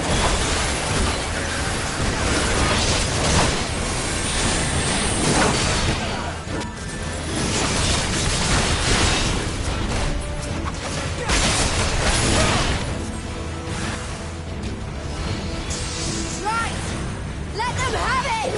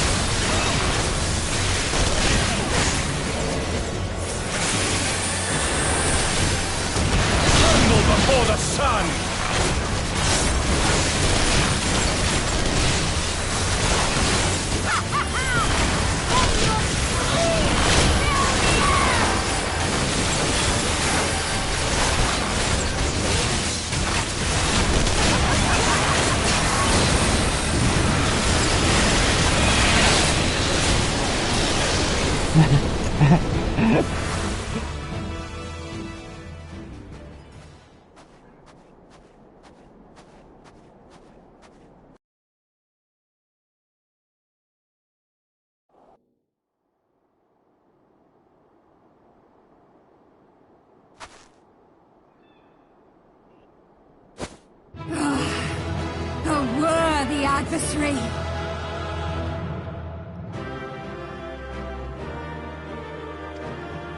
Rest! Recover! Reclaim yourself! Then we will fight again! To the death!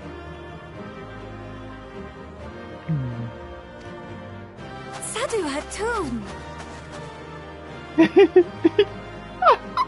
Oh! Oh! That was the last of them. The day is ours, thanks to your timely arrival. What of the supply caravan?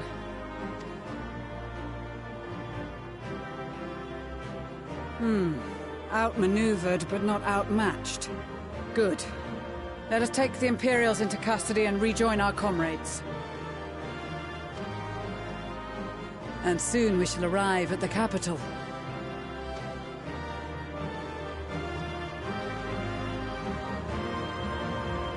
Poor Magni. Oh. So cold and unforgiving. Thus spoke Emperor Solus as he gazed upon his barren domain.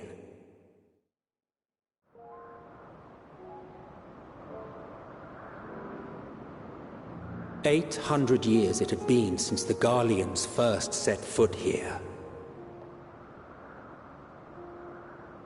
Bested by the Kavosi after centuries of war and driven from fertile southern pastures into the blasted northern wastes.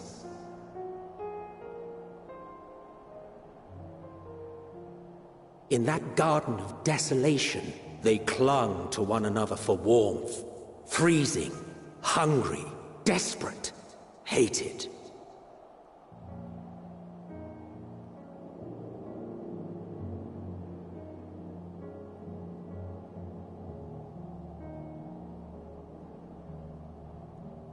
The chosen forsaken.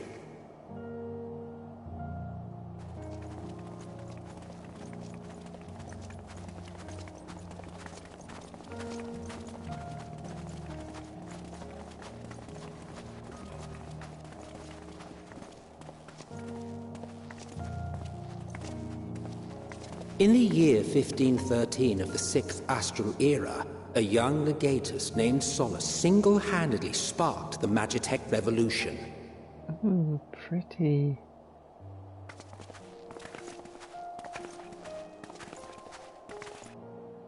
How did he conceive the machina that feed on ceruleum? Once a common, soft-spoken soldier, how had he so quickly ascended through the ranks? Like so many others, those who knew the truth are gone. Taking in the capital with his eyes for the first time, I recall thinking to myself, far colder on the earth than in the heavens. Yes, Far colder indeed. Bitterly so.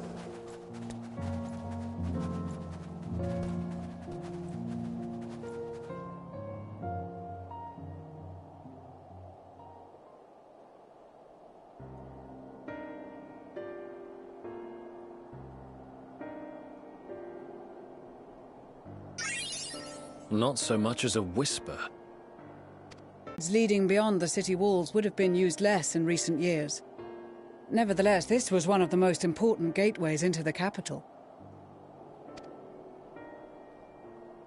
A buzz day and night with activity, aye. Merchants passing through the checkpoint, many of them stopping at the local hostelries. Surely they cannot all have been tempered. We can consider the question after we have made camp. If we spend any longer outside, we may well freeze to death where we stand. The tempered Imperials, too.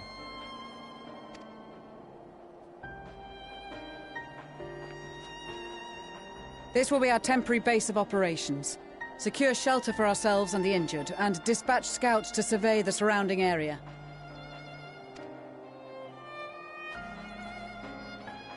If we're planning on staying here a while, we ought to give this place a proper name.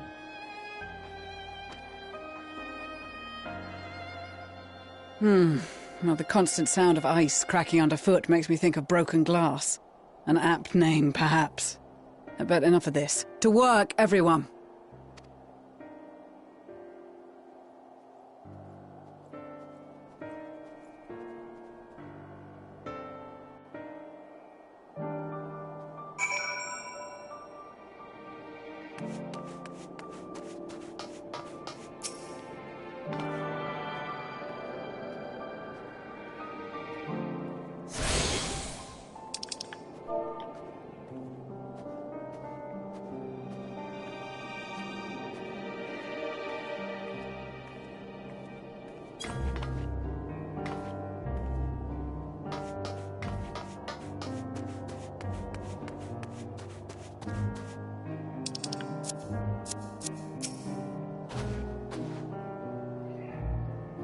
Shouldn't be long before we have a half-decent camp with so many helping hands.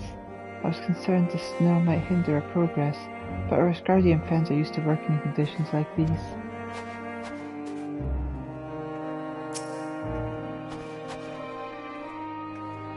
In spite of the obstacles we faced, our plan proceeds apace. Just a little farther and we will reach the capital itself. Still, we mustn't get ahead of ourselves. As soon as the camp has been made fit for purpose, we're to discuss a course of action with Lucia. Would you mind asking Yustol and Graha to join us in that building to the northeast of camp? LSA and I will meet you there.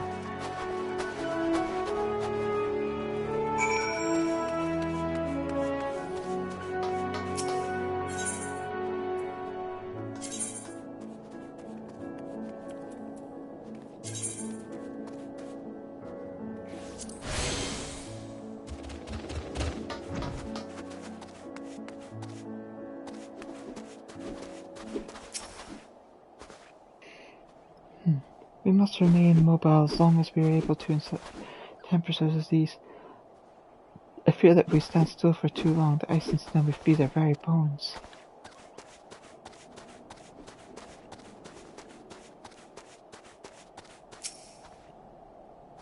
A meeting? Yes. I'll make my way over once my head is cleared. In truth, I've been feeling out of sorts since we arrived. The air is thick with a palpable aura of malevolence. 'Tis the monster's tower on the horizon, jagged, hideous, and holy. Even at this distance its presence is overwhelming. Much like the sensation I felt in the Tower of Zot, only far more terrifying, ether flows unceasingly towards it, converging in a swirling mass of unfathomable power. For a blessing, the constant chill in the air is helping anchor my senses in here and now. Tell the others I shall be with you in a few moments.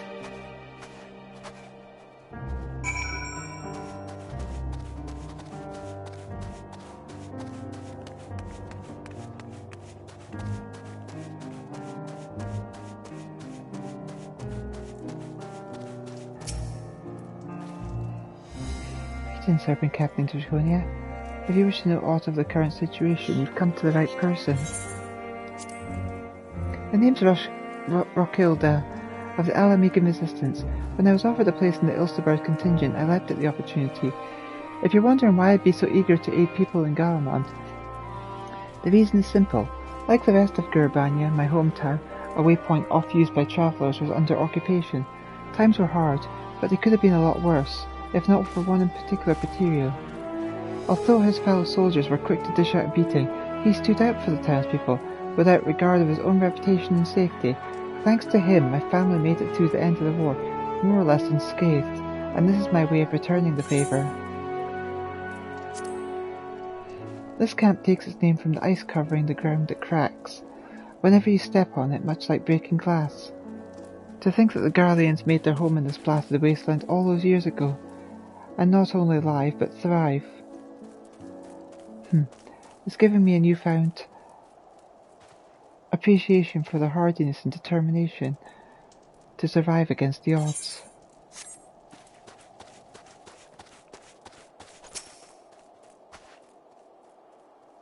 It's not only the temper that need cared.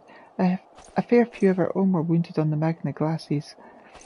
If only we had needn't to defend the supply caravan, a lot more of us could have joined the front line.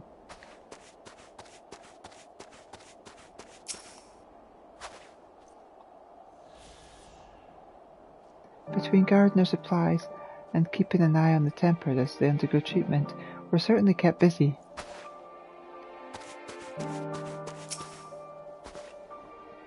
You'll be pleased to know that most of the tempered have been quartered inside the buildings and are receiving treatment as we speak. I do, however, feel no small amount of guilt for commandeering civilian homes. The occupants may be long gone, but everything is exactly as they left it. Considering the length of time that has clearly passed since, one would expect them to find them ransacked. Strangely, there is no sign of anything having been stolen. It is possible that everyone fled at the first sign of trouble, though it seems to me that they left far too many useful possessions behind. Aye, although there is no conclusive evidence, I strongly suspect they were tempered. Sorry, I was merely thinking aloud. You mentioned a meeting? I'll make my way there.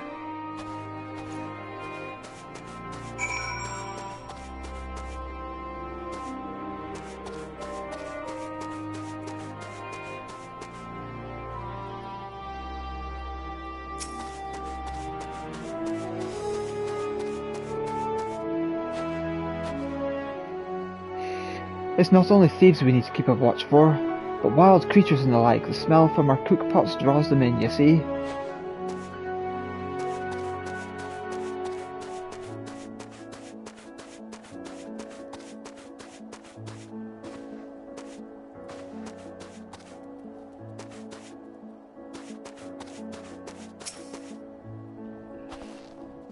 Gods, this place is cold. We have our fair share of chilly nights on the steppe, but I've never experienced anything like this before.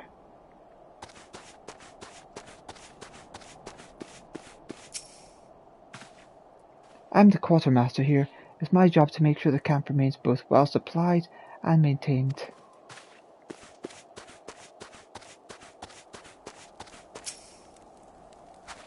We have come too far, risked too much to worry solely about our own hides, for there is much more at stake.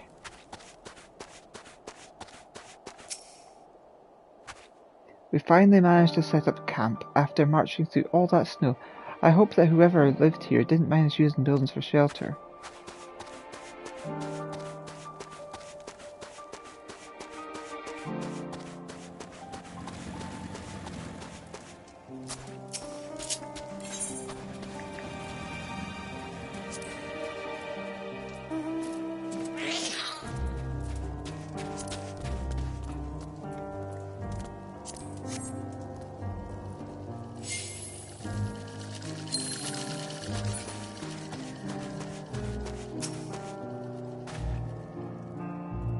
Many of us took a beating on the Magna Glacies, but we all helped each other hobble through the snow and sparing which delegation we belong from.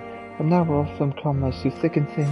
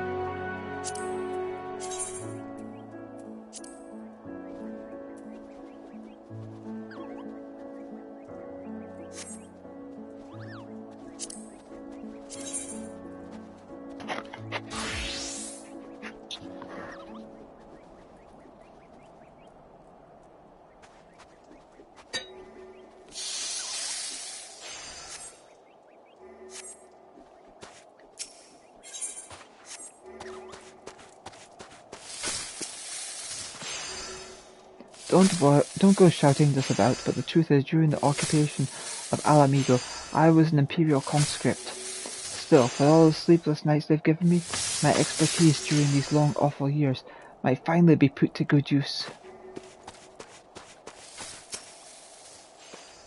I travel around with the troops. I persevere my ways wherever they go. I'm still setting up shop, but come back later and I'll be happy to do business with you.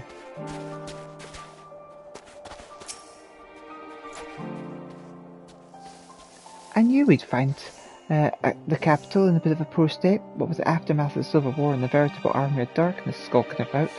But this is just ridiculous. No one said anything about automated war machina stalking the ruins. Mind you, if anyone's brave enough to take them on, they should serve as a decent source of spare parts and whatnot. The machinists will be chuffed to bits.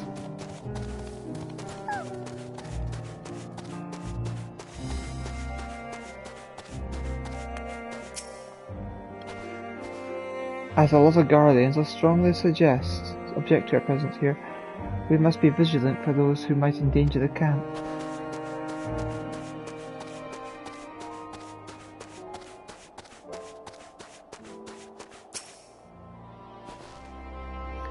We Domans owe our freedom to the Eorzean allies, and I was one of many who volunteered for this endeavour. We will be glad to lend our assistance whenever it's needed.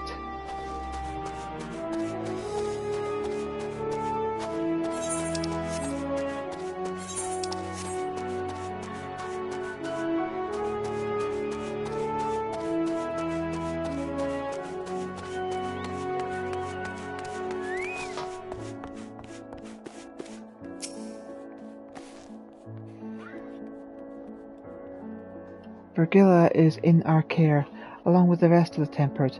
Glory to Garlemund, glory to Garlemund, they still whisper in their sleep, even as they writhe in pain. Rabon taught me a lot about military strategy during exercises in the fringes, coordinating units with wildly different capabilities, surveying and securing hostile terrain, that sort of thing. Now I have the chance to put these teachings into practice.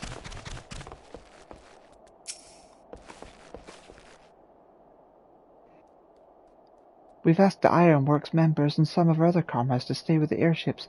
In the event we are discovered, we must be ready to move them swiftly to a safer location. This is all that remains of Laturnum? Homes have become empty husks. If this is the state of the outlying villages, I dread to think what has become of the capital.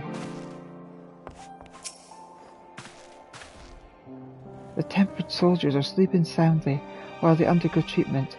There are too many to attend to at once, but I and the other healers will see to all eventually.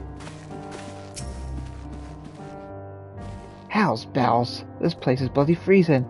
Rather than be tied to a topmast in a storm than suffer all this cold any longer. Anyone that can spare me a swig of rum, that'll sort me right out.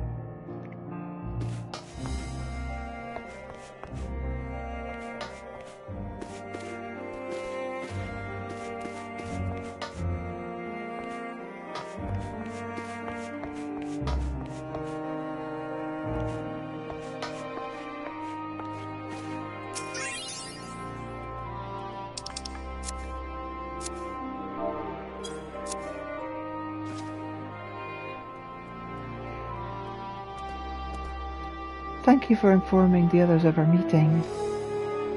When everyone is here, we will begin.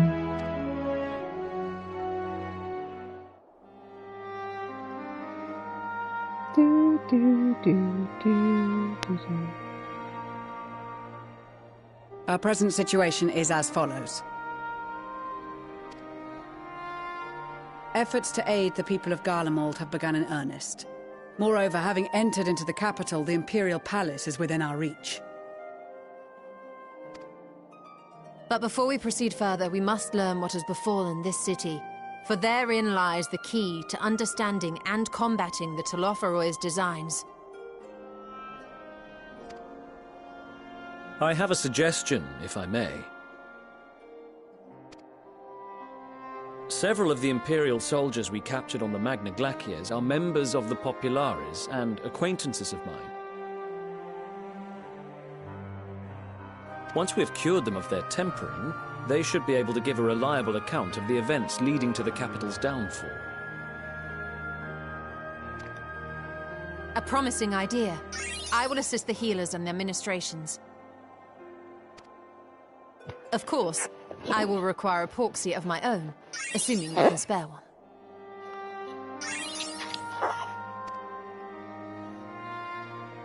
Would you like a hand? No, I am sure we will manage. Better that you take my place in the field.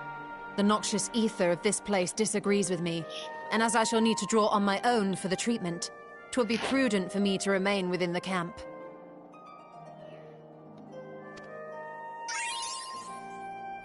This talk of curing the tempered is all well and good, but I reckon the cold is a more pressing concern.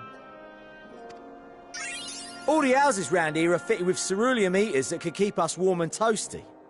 Problem is, the machines seem to have given up the ghost, and if we keep sitting around, freezing our asses off, we'll be next. My smiths reckon that with the right parts, they can have them working again, but it won't be easy. Understood. The machinist will assist them in the repairs.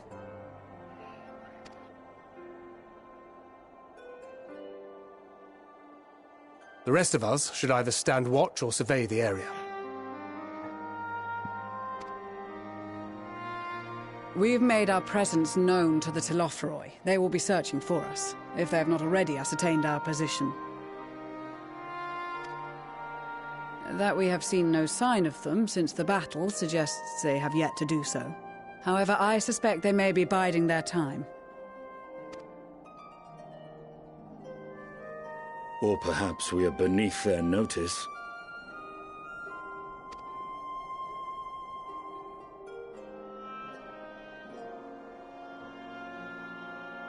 In any event, we'll find no answers standing around here. Urianger, Estinian and myself have visited Garlemald recently, so we'll lead the reconnaissance efforts. Perhaps bolstered by a few Bosnian and Dalmatian scouts from my previous excursion for good measure.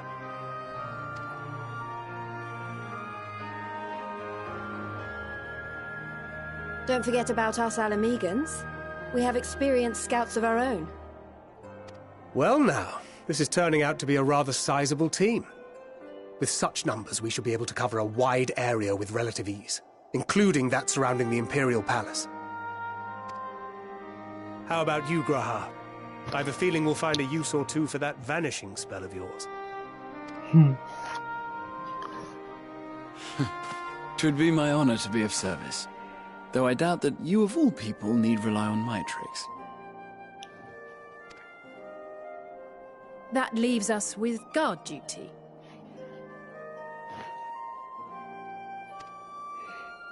As a matter of fact, I have something else in mind for the two of you and Alphino. Between here and the center of the capital lies the Eblan Rhine. I would have you search the area for survivors. Your keen sense of direction, honed in your extensive travels, should prove useful in navigating the ice fields.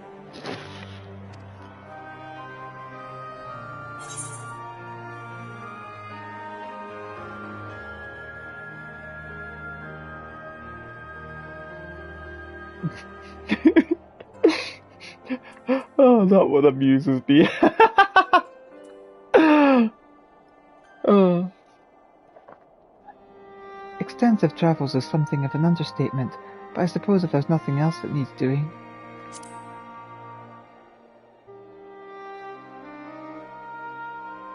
This too is a vital task, and I appreciate your willingness to see it done. Rest assured that a serving of hot soup will be waiting for you. You all have your duties. Let us make haste.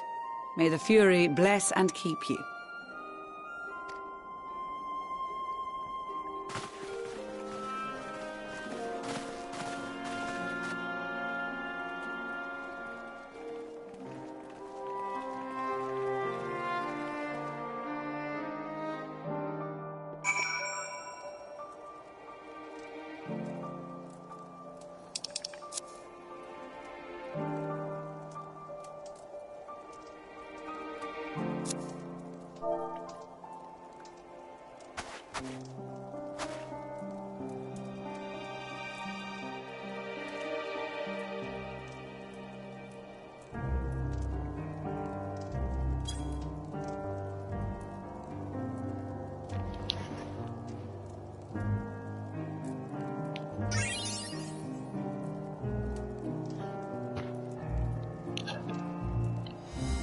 So you see it when you get that itch in your ear that just won't go away.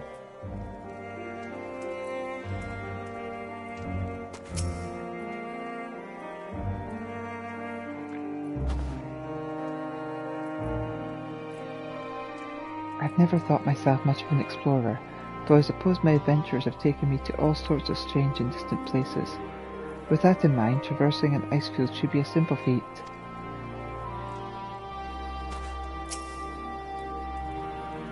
There's this odd perception that Asgardians have lived their whole lives in the snow, but it really wasn't that bad before the calamity, and afterwards, well, I was rarely more than a few paces from a raging fire pit. This dreadful place, on the other hand, is nothing but cold. Cold, cold. And it's my understanding that Ilsabard has always been this way. Gods, can you imagine?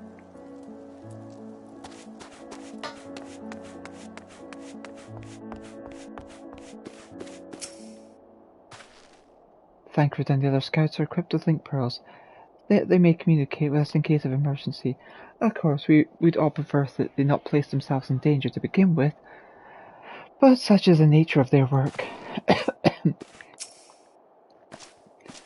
It was not the Garleans who named this place the Elben Rime, but the nomadic peoples in times gone by. When my ancestors were forced to migrate here, they refused to accept this land as their new homeland. As such, they made a conscious decision to retain its original name.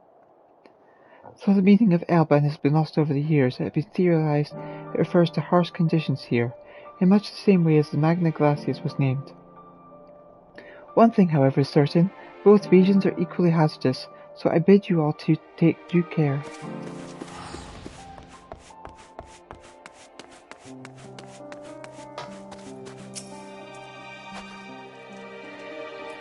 Gods be good! If it's this cold with Tatter's clothing, I dread to think how we'd fare without it. I must remember to thank her when we next meet. It makes me realize, too, that while the people of Garlemald have spent their whole lives in conditions like these, even they'd be hard-pressed to survive away from the warmth of their homes. If there are any survivors, we must find them, and quickly.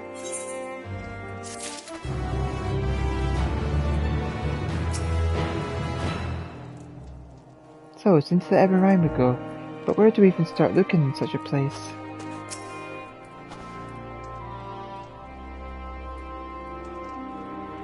I've never thought to myself of much of an explorer, though I suppose my adventures have taken me to all sorts of strange and distant places. With that in mind, traversing an ice field should be a simple feat. Manolin is, as usual, milling about aimlessly. What ho, chums? Been given something useful to do? As it happens, I too have been ordered to make myself useful. Sounds like a rather tall order. Since you ask, we're to scour the Elben Rime for survivors. What? Wander around ice fields on the off chance you'll find someone? You'd take forever to finish the job without the benefit of my expertise, or more specifically, my telescope. Come, friends, I know just the spot to begin our search. I'll probably regret this, but we may as well humour him.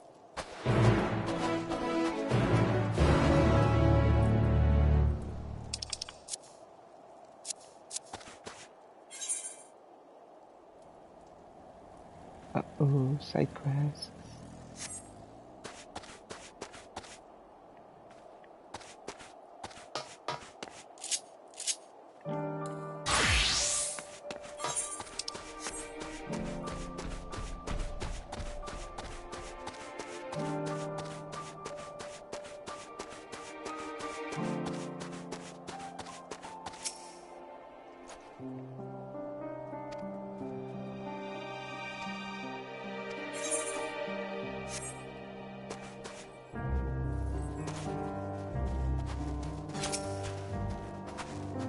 Most of the members of Lancetiers and Bodgian Resistance joined other scouts in the field, and since Lise and Pippin's troops have already kept an eye on airships, we of the steppe shall guard the camp against intruders, so in truth it is we who are intruding in these lands.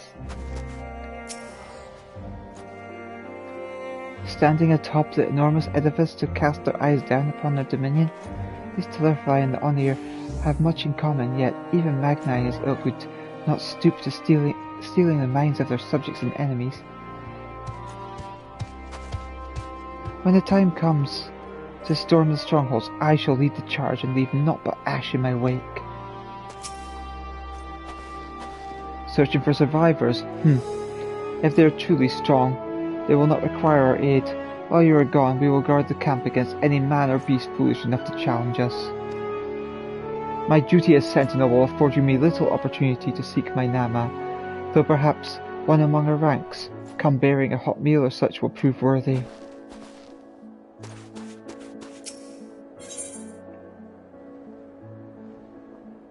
A man-eating bears stalk the field, and Elita has a mind to turn the tables, but not quite as one would expect. Just the person I was hoping to see. Might I interest you in a little hunting? It's bears I'm after. If you've never tried their meat, I thoroughly recommend it. They're far from the easiest prey, though I dare say you face much worse. If you're game, here's the plan. First we lure them out with this deer meat, which is also laced with sleeping potion. Then it's a simple matter of walking over and offering them in the manner of your choosing. What could be simpler? Here's 3 ample servings of the prime venison. Be sure to let the concoction take effect before swooping in to claim your prize. You do well to stay alert while lying in wait. Wouldn't want any bears sneaking up from behind, would you?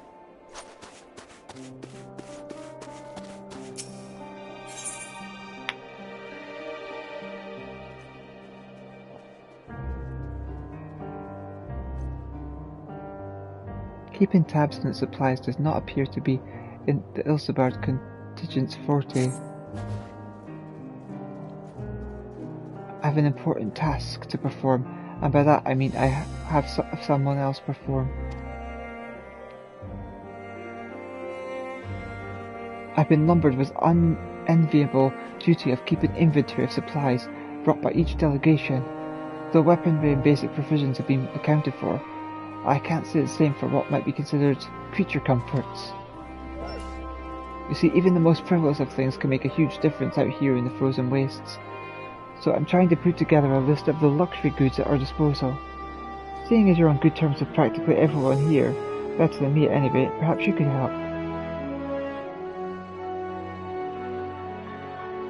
Much appreciated. I've already sent one of my subordinates to speak with the Maelstrom, Temple Knights and Alamegan Resistance. I need you to ask the remaining groups, namely the Twin Adders, Immortal Flames and our Far Eastern allies.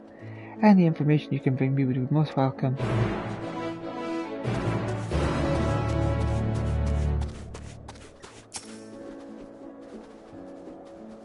Gokabuki Kuribane, how many times should I tell you to refrain from using magic around Guardians? For now we must trust that engineers will complete the heating apparatus in due time.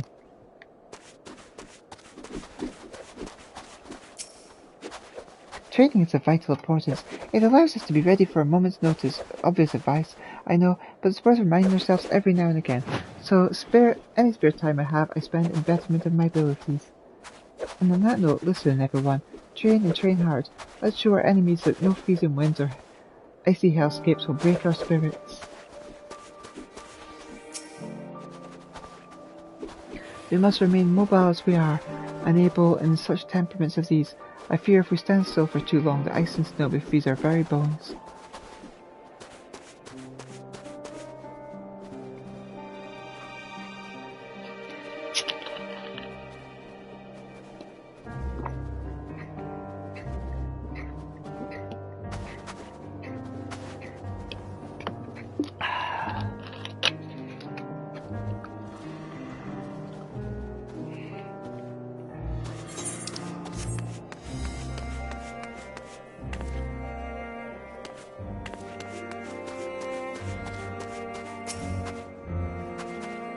I made the mistake of asking Brumbar if he knew any effective methods of staving off the cold.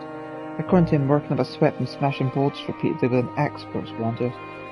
So that is hardly the sort of advice I was hoping for.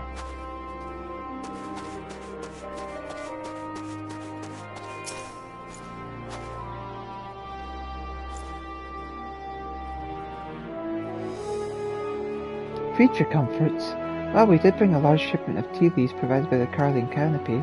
Mother Mignon and Foufouchette both agreed that there's no better way to stave off the cold than a nice hot brew, and I can personally attest to that. We've enough for everyone if they've a mind to try it. I'm told some of the varieties of herbal tea we brought medicinal properties, though I have trouble remembering what does what.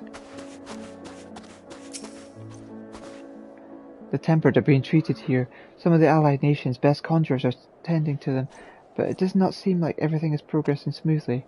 What's more, some of the Guardians are prone to violent outbursts from time to time, caused by their condition, which is why we're here. I'm rather looking forward to hearing the songs of our comrades' homelands. I love a rousing memory, no matter where it's from. Once the Guardians have found both their strength and their footing again, I shall ask to hear a song of their people, one that conjures visions of home. Between guarding our supplies and keeping an eye on Tempered as they undergo treatment, we're certainly kept busy.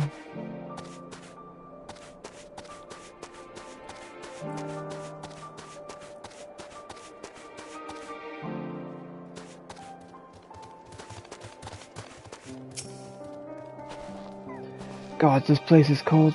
We have our share of chilly nights on the steppe, but I've never experienced anything like this before.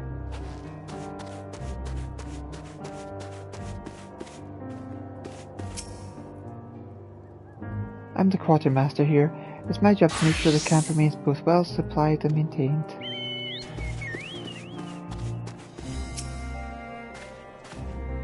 Many of us took quite a beating on the Magna Glaciers, but we all helped each other hobble through the snow and wind, sparing the area thought for which delegation belonged to. Now we're all firm comrades through thick and thin.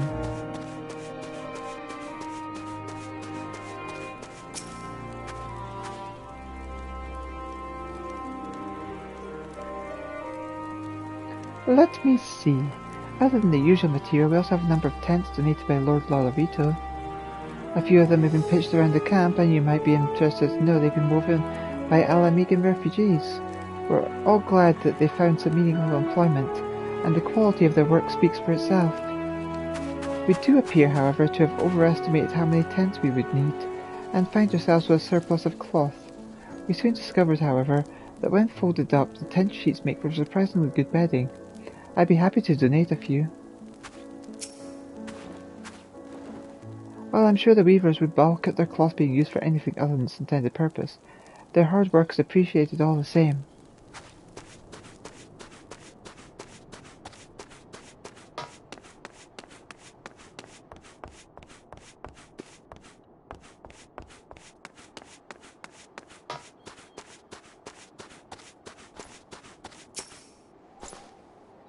Several of the temple knights are off on reconnaissance at present.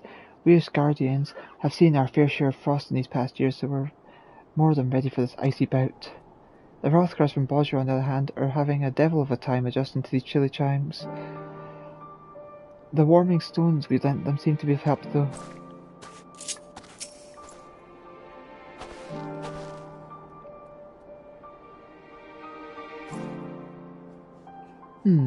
There is one thing that springs to mind.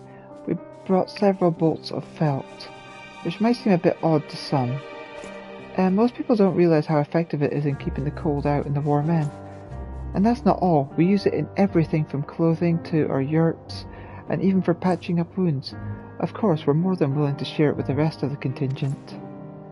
We also have a whole crate of what you might call warming stones in the calming tongue.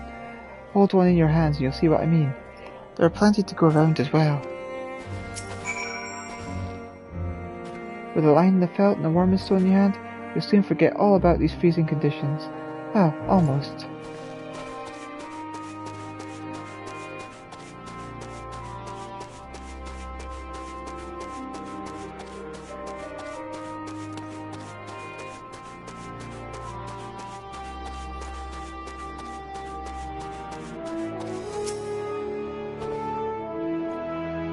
Do the others have anything to share?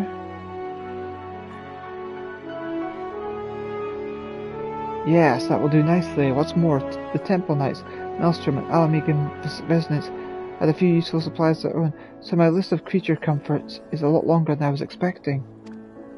In all honesty, I was worrying that taking in those Imperials might put everyone, including them, in a very unfavourable position.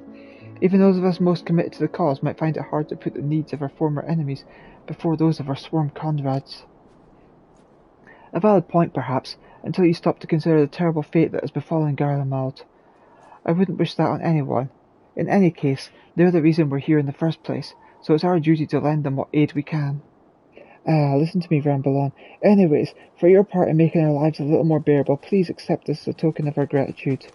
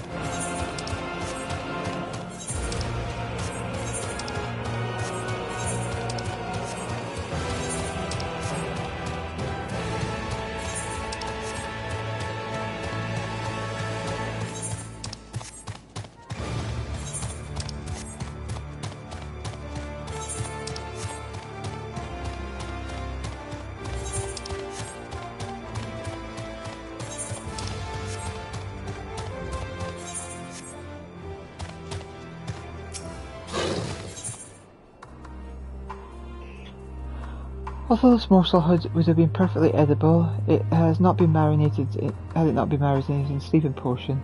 Using it as bait to snare a bear will provide valuable sustenance for the whole Ilsebar's contingent. Should the plan fail, however, you will not only will this prime venison have gone to waste, you will most likely be dead. Oh, good to know.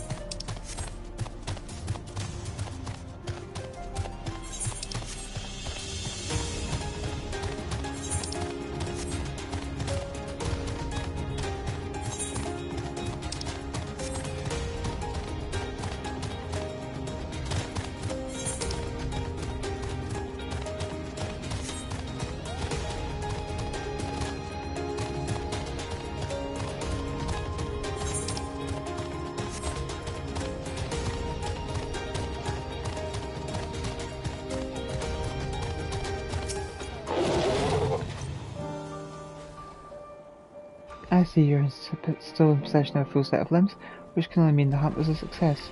Truth be told, I heard from others in the field that the bear you encountered was rather more lively than we anticipated, and a fair bit bigger. What? You felled that brute all by yourself? Most impressive, though it would appear that the sleeping potion provided by Lord Emmanuel was considerably less effective than he led us to believe. As he tells it, he adopted this approach after incurring the wrath of his Lord Father for his inability to master more sporting methods. He spoke of his exploits with some pride, despite the tales hardly painting of him a favourable light. Still, in our present situation we must forego the thrill of the hunt, and select the means that present the surest route to success, underhanded though they might be. Regrettably, the bears of this region are entirely immune to the formula, or perhaps there was something wrong with it to begin with. In any case, no harm done, eh? To you, I mean, not the bears, obviously.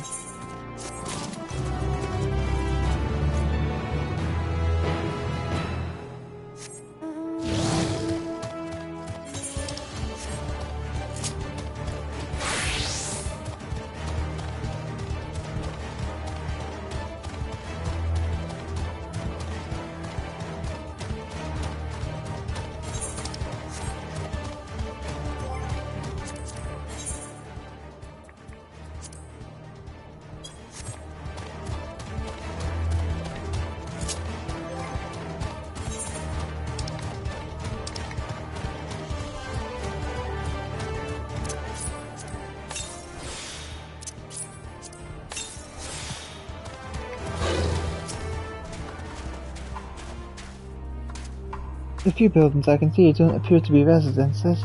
They may still warrant investigation, though. I'm surprised how many wild beasts there are roaming around the place. Perhaps now that the soldiers have gone, they're free to wander and forage as they please.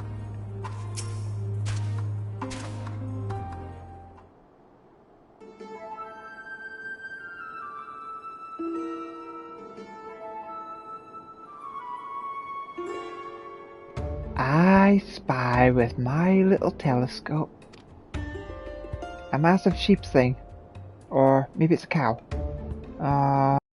After either, anyway. Is that an ether current? Ah, no, just a wind sprite. Other than that, it's all snow, snow, snow. But lo, what do I see over yon hillock? There's no mistaking it, that's a girl.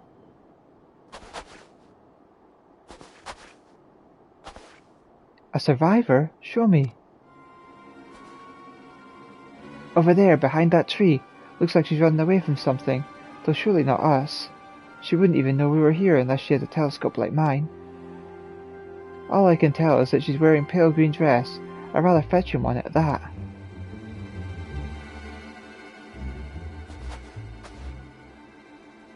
She'll be long gone by the time we get anywhere near, but we should be able to follow her footprints. I'll let Lucia know where you're heading. Oh, and I'll take these warm and tinctures.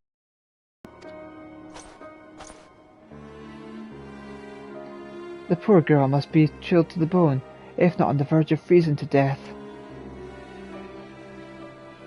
That's actually very thoughtful. Thank you. But won't you need some for yourself? No, I'll be fine. As a man of chivalry, my honour demands I do no less. Unless we forget, the very reason we're here is to protect those in need. Now go, and Godspeed.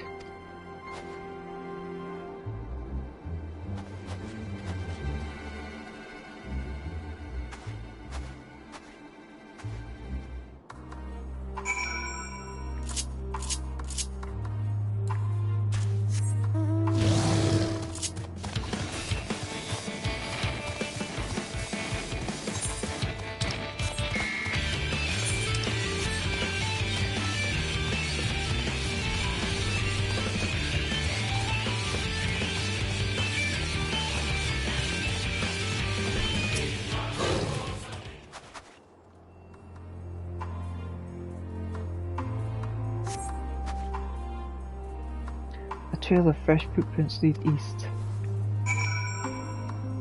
Did I really need a telescope to see that?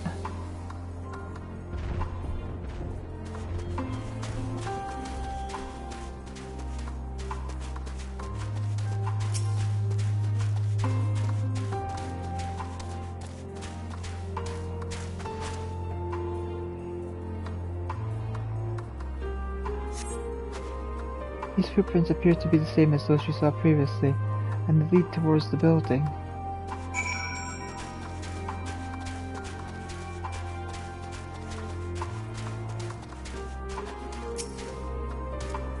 According to the label here, this place was used by those involved with extracting ceruleum.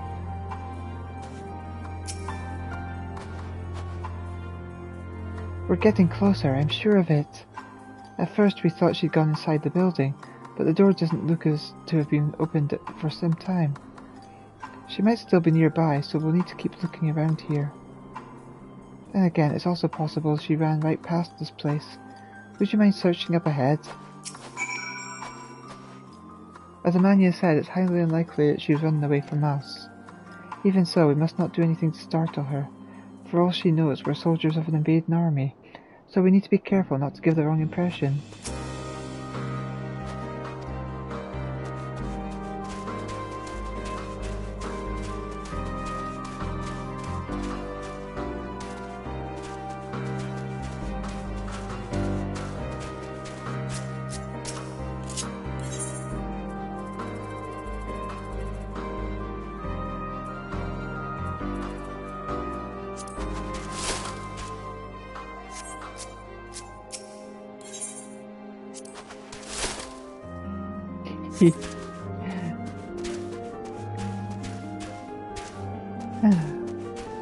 Sorry, my childish nature just wanting to play. Like snowball fight, whee! No, get back to serious business, Elita. Find the girl.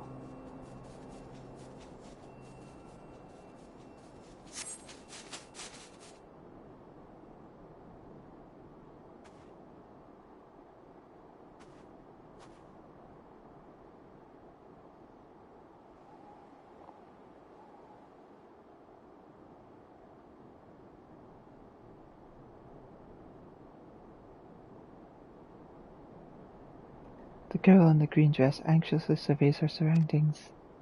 Were you to call out from this distance, it might attract wild beasts to your location.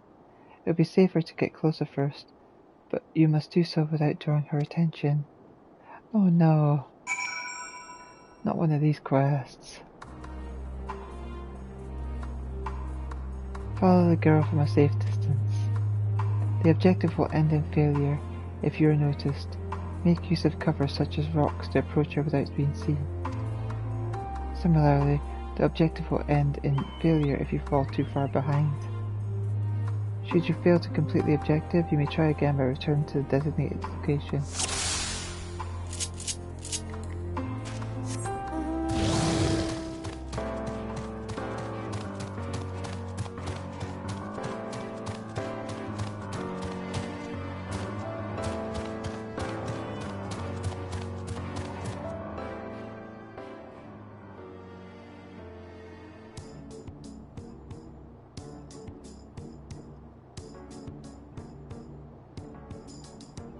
So far, so good.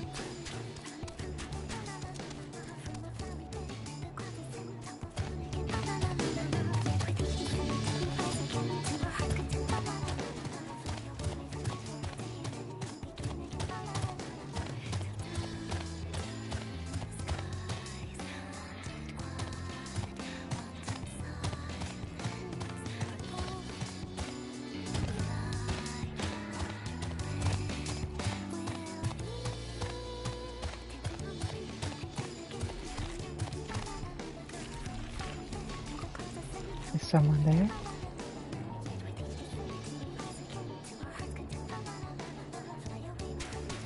I must be imagining things.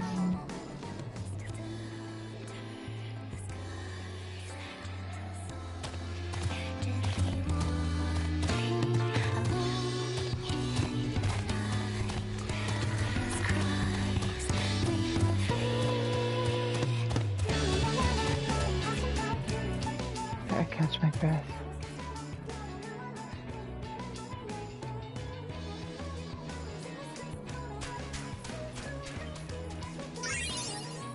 If those beasts spot me, I'm done for.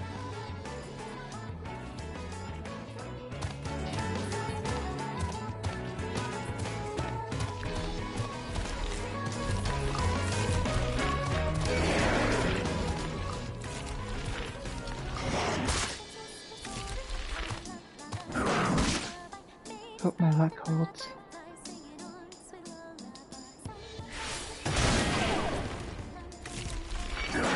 Gotta keep going. They're all depending on me.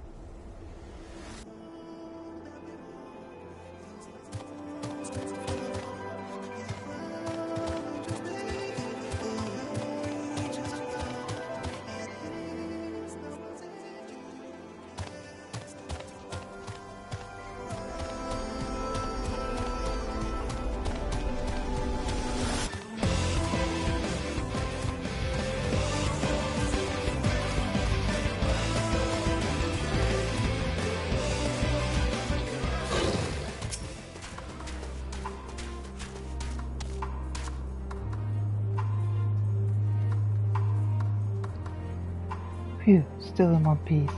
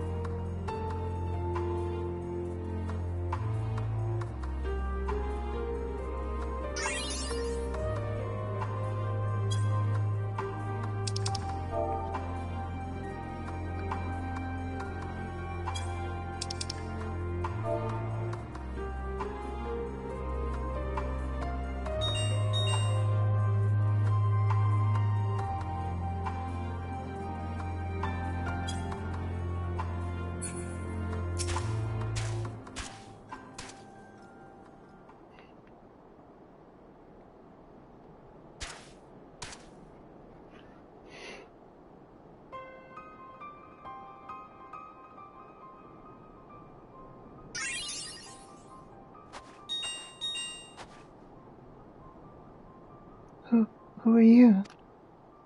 Stay back. This house is packed with explosives. Take another step and I'll blow this place sky high. Please, we just want to talk.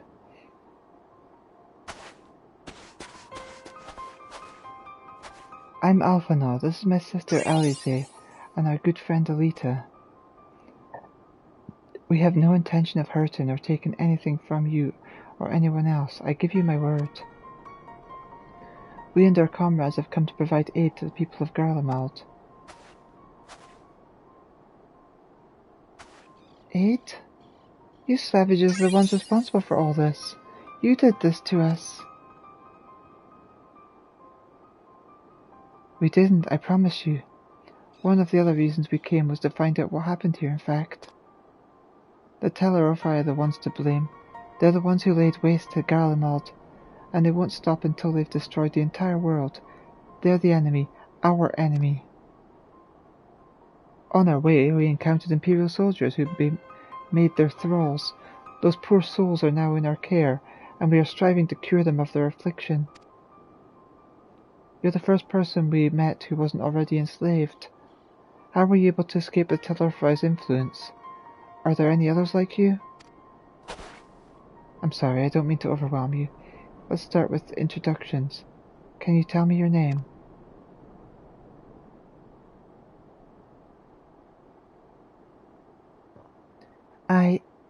My name's Lucina. And as for how I've managed to stay sane, I've been asking myself the same question ever since that night in the roar, that terrible roar, and then the screams. I was screaming too, I think. I'm not sure, I can't remember.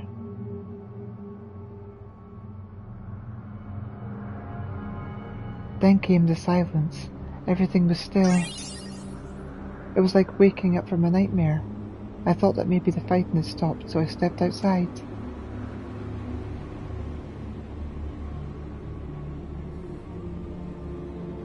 If your hells are real, I saw one that day. I ran past friends, people I'd known all my life, eyes vacant, dead, staring at the sky. Others were mad and violent. I saw them struggle with soldiers, but I didn't stay to watch. I fled as far as my legs would take me.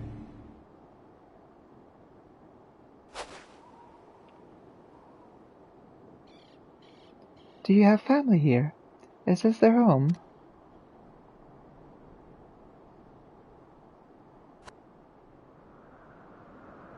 No, this is Victor's Spoils, a mansion for retired soldiers. Or it was, but now me and a few others are, borrowing it. As for the explosives, I was making that up. I just wanted to keep everyone else safe, and didn't know if you were... The truth is our supplies are running low. You said you're here to help. Can you? Of course. Whatever assistance we can provide, we will. Thank you. I better tell the others first, though. Wait here.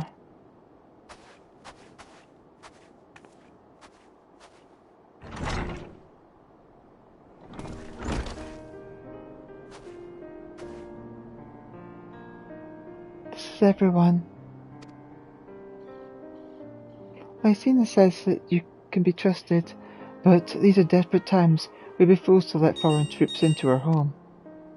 Having said that, were you able to provide us with means of heating the place as a sign of goodwill? Perhaps we could take you at your word. If that's too much to ask, then leave us be. Time to put my firewood gathering skills to use. Could you provide the spark with a little magic, Alize? We'll have a fire burning in no time. May we build it under that gazebo? The what? Oh, you mean the bower. Yes, yes, do as you will.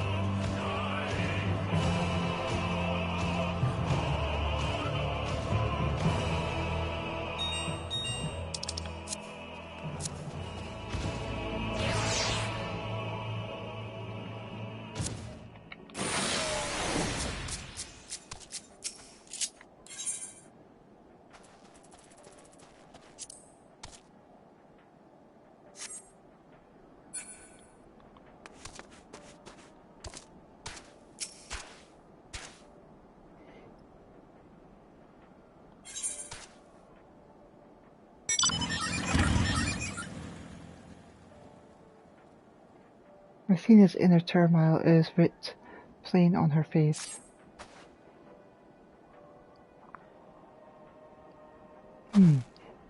Sorry, I was finding it difficult to come to terms with all that's happened.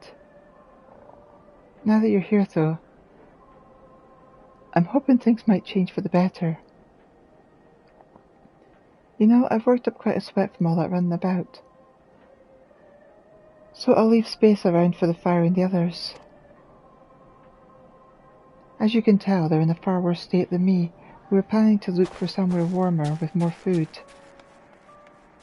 But they're not going anywhere until we nurse them back to health. Which I don't know how to do. Is there anything you can do to help them?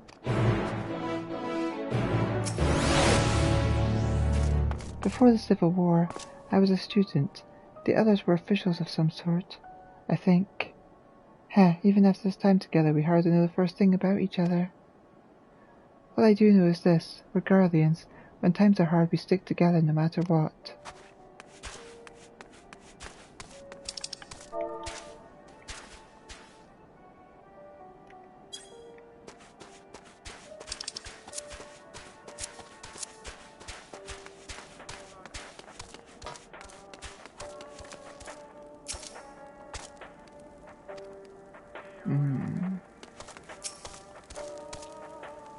I can feel my fingers again.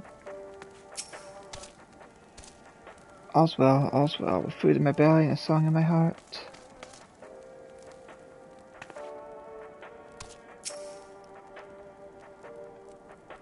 What they needed most is a decent meal.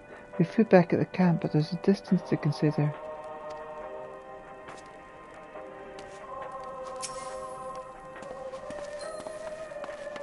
I can treat their frostbite and their wounds, but it'll take some time for the fire to do its work. Now would be a good occasion to make use of Emalia's tinctures, the ones that can warm the body from the inside out. Would you make sure everyone gets one?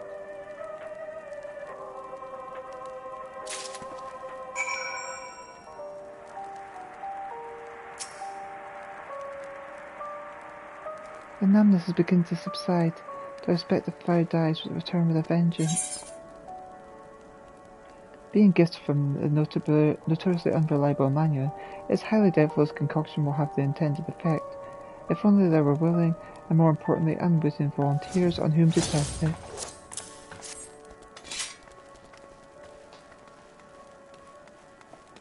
Warming tincture. I've never heard of such a thing. No harm in trying. But tell me, have you heard aught of the city? Though calling it that seems absurd after what's happened. It's nothing but ruins now. The few buildings still standing offer no more than meagre protection from the wind and snow. Food production, water purification, the magitech that sustained us has come to a grinding halt. What machina remains operational cannot be run for lack of ceruleum. Of course, Cerulia Ingens is full of the stuff, for all the good it does us. No one here knows the first thing about extraction or refinement. If there's something you can be said for Lord Emalian, he's not one to leave others at the mercy of the cold. Of course, being a man of Corthus, I'm sure he's more aware of most of its dangers, but I sense that is not the only reason.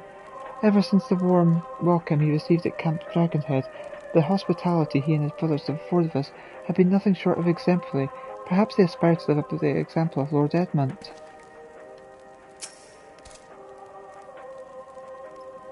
Many of our ancestors succumbed to the bitter cold when they first came to these lands, much as we are now. But with discipline and order, any obstacle can be overcome. With every man knows his duty and is held to account if he shirks it. Without a hierarchy, this is what we are reduced to. All is well. Yes, never better.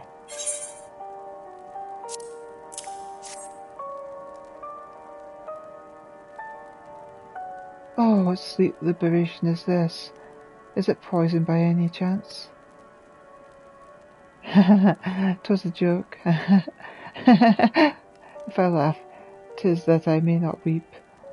So said the poet, and alas, my tears would freeze on my cheek if they fell.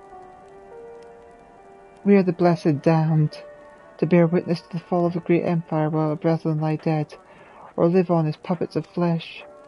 First came the war, Then came the roar. When morning came, Gilramon was no more. The cacophony of gunfire, explosions, and screams was our beloved capital razed to the ground. From the rubble rose the dishevelled remains, their lavish refinery caked in ash, as they shuffled mindlessly towards the palace, each bearing a fragment of stone or metal, an offering perhaps to the architect of their destruction. A hopeful few tried to reason with the deranged, only to be beaten for their kindness. But I knew better than to plead with the horde. I fled with my health, if not my conscience preserved. Now I wait with my fellow travelers for a final judgment. If you listen very, very carefully, you can hear it, the sound of my stomach eating itself. Would that it could devour my soul. Oh, you're a happy fella, aren't you? What do you want?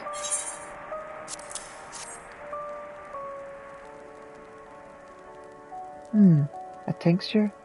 May as well drink it, I suppose.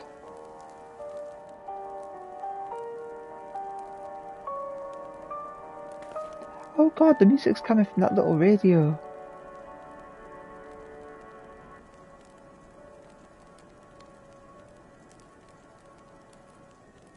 This is a radio. You don't have them where you come from, I take it? We use them to listen to messages sent by others, even over great distances. There are different types, but this model is by far the most popular, made with quality components crafted with the finest ore, sourced from Locus Aminus it is. Not all that useful since the capital fell into ruin. The people at the broadcasting station must have either fled or ended up like all the others, because we've been hearing the same music being played over and over again. Home beyond the horizon, an ode to the brave men and women sent to reclaim our ancestral home of Locus Aminus. We may have founded an empire in these frozen wastes, but we always hope to take back what was once ours. 'Tis a solemn reminder that though we may suffer great hardships, better days will come. Despite everything, I believe that Emperor Varus still yet lives, and that he speaks to us through our radios. It was a cunning strategy faking his murder. He must have foreseen this catastrophe and chosen to conceal himself, that he may one day make his triumphant return. Yes, I'm sure of it. Emperor Varus would not be defeated so easily.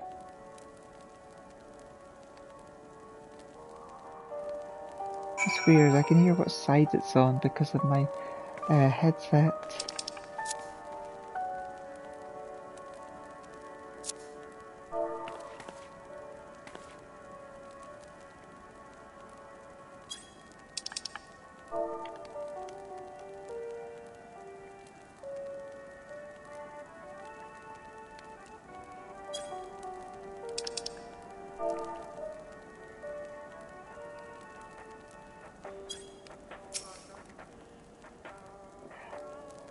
I have faith you will deliver us from this madness, your radiance. By your grace shall Galermal be reborn.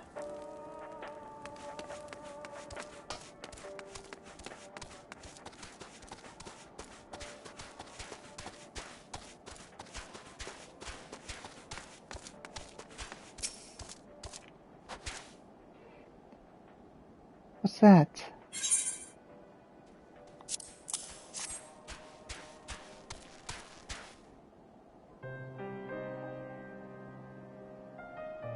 So this is what you gave the others. Thank you. I'll save it for later. Actually, I have a few things to ask you. Are you part of the group staying in Laternum? I saw Legatus Vigoros troops heading towards the Magna Glacies a few days ago. Are they the ones you encountered?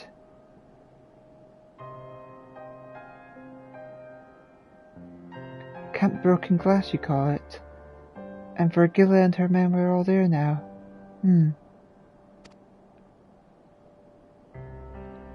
So how did you reach Magna Glacis? Did you cross the mountains on foot?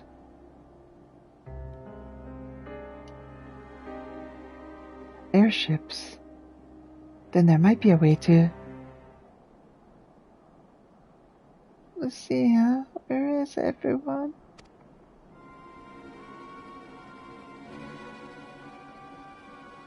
Is something the matter?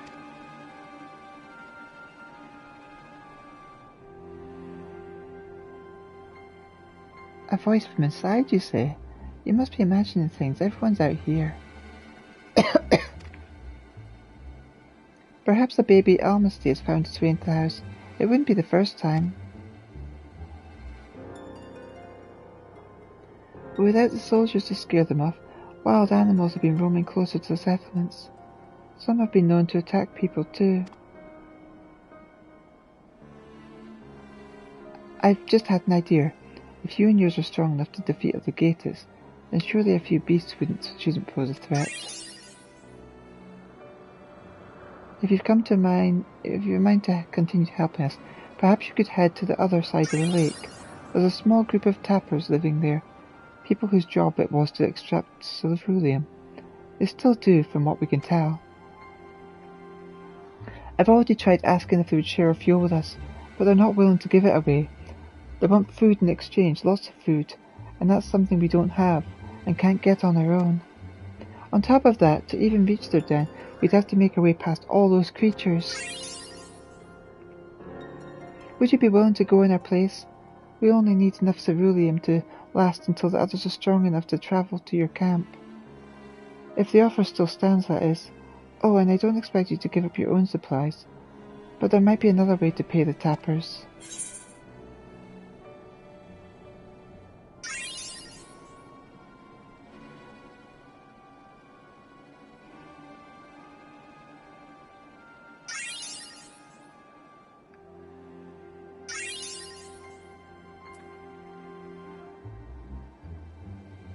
You'd best watch out for baby Almasties while we're away.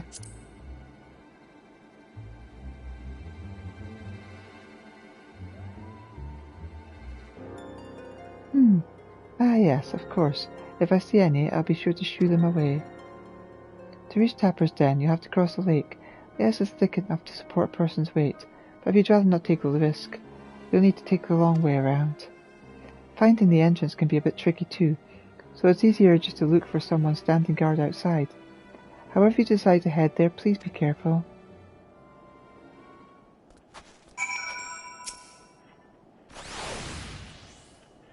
I'm not sure what else the tappers might need, besides provisions, though I dare say that capable fighters like yourself can offer them other forms of compensation, culling dangerous beasts, that sort of thing.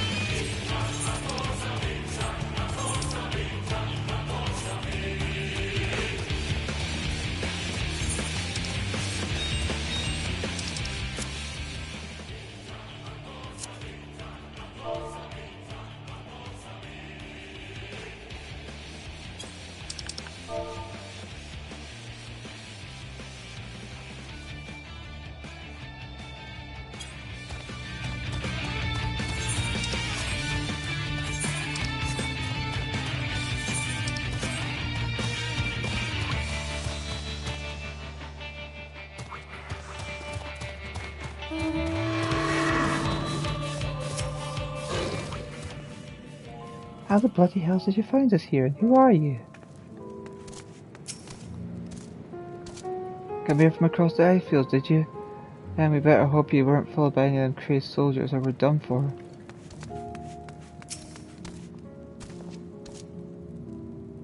How did you get here?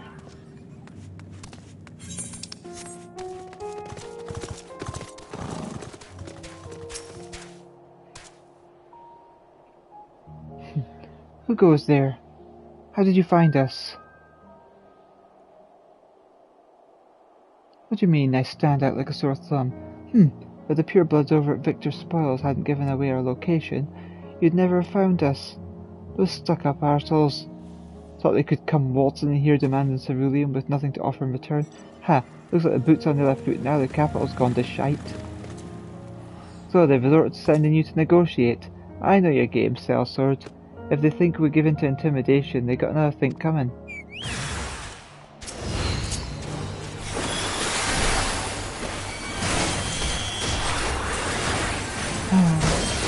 Why does it always have to end in violence?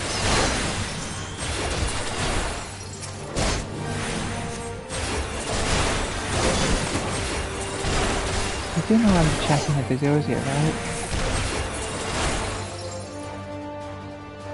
Am I dead yet?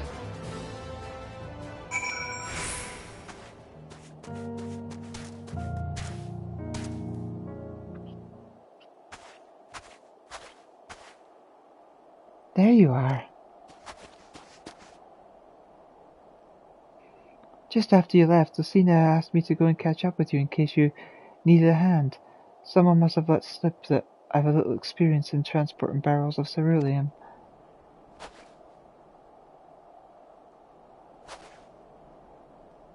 So this is Tapper's Den. Well then, after you.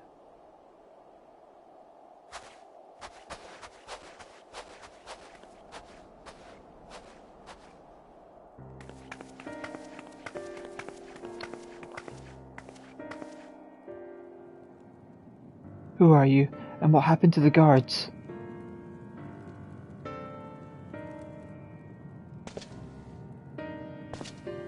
Eorzeans and rebels here to save the people of Garlemald? That doesn't make any goddamn sense. Why else would you pass up this chance to put those Imperial bastards to the sword? Let me guess, none of you are Garlean. You were brought here from other lands?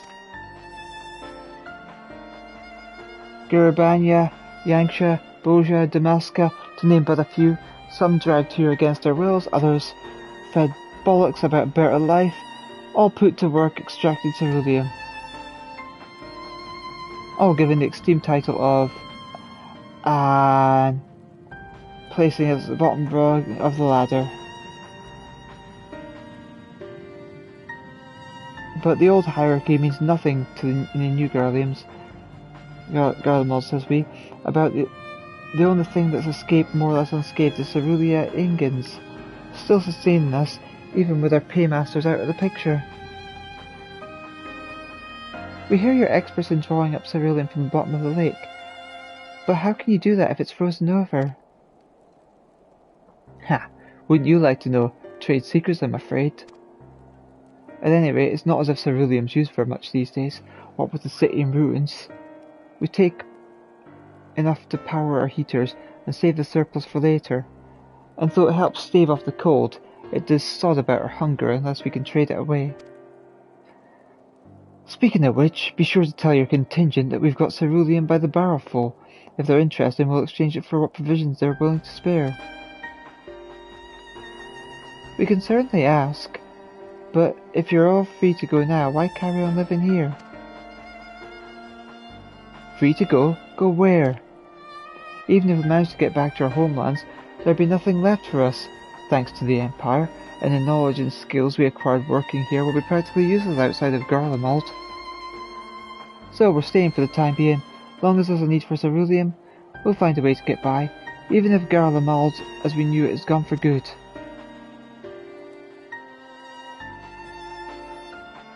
Gone for good?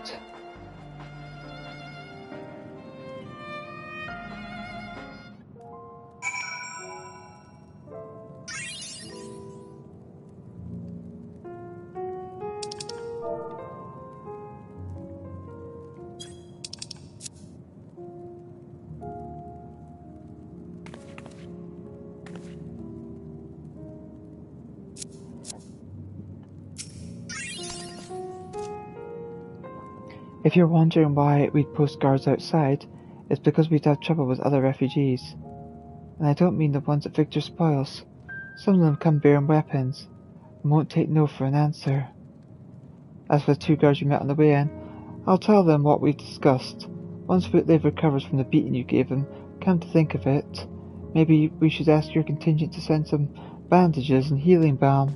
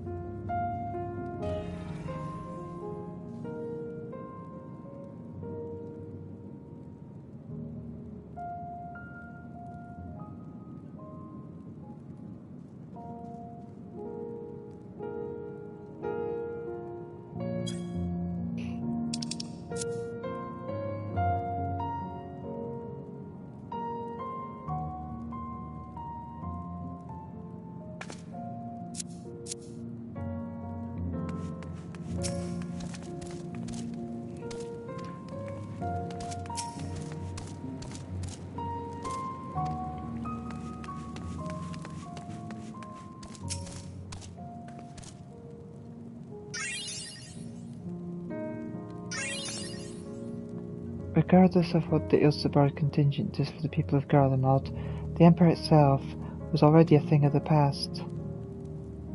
For many that would be a cause of celebration, while for others, their whole way of life will have been turned upside down. After all, the atrocities committed in the Empire's name, perhaps it is for the best that it's consigned to history. But what of the ordinary people? Their lives, their stories, should they be forgotten too? I suppose there'll be plenty of time to ponder that later. For now, let's see about getting some ceruleum.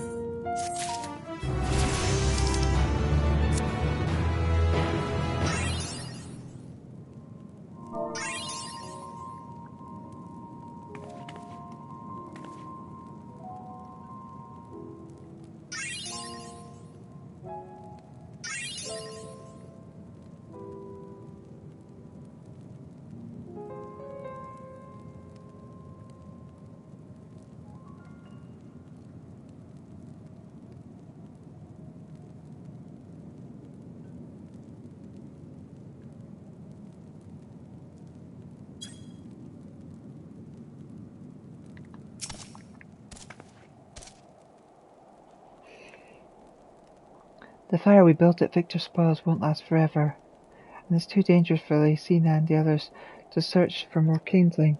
If we can get them some ceruleum, that'll be one less thing for them to worry about, for a time at least.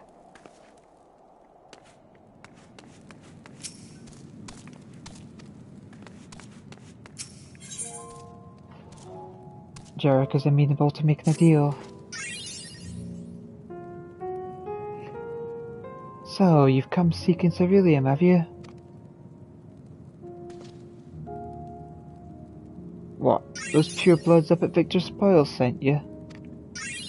To turn to their enemies for help, they must be more desperate than I thought. And again, Lucina's got her little sister to think about. A sister? But we only saw Lucina and 3 men. It's possible she died from whatever was ailing her. If she needed treatment, I doubt there'd be any way to get around it here. I may have refused Lucina at first, thinking she'd come back with something to exchange, but I can spare them a bottle's worth of ceruleum. Consider it an award for introducing me to the rest of your contingent. Be sure to send them our way, you hear?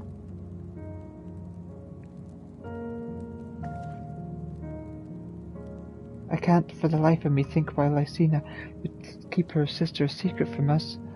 But we can ask about that later, after we've delivered the cerulean. Come on, let's hurry back.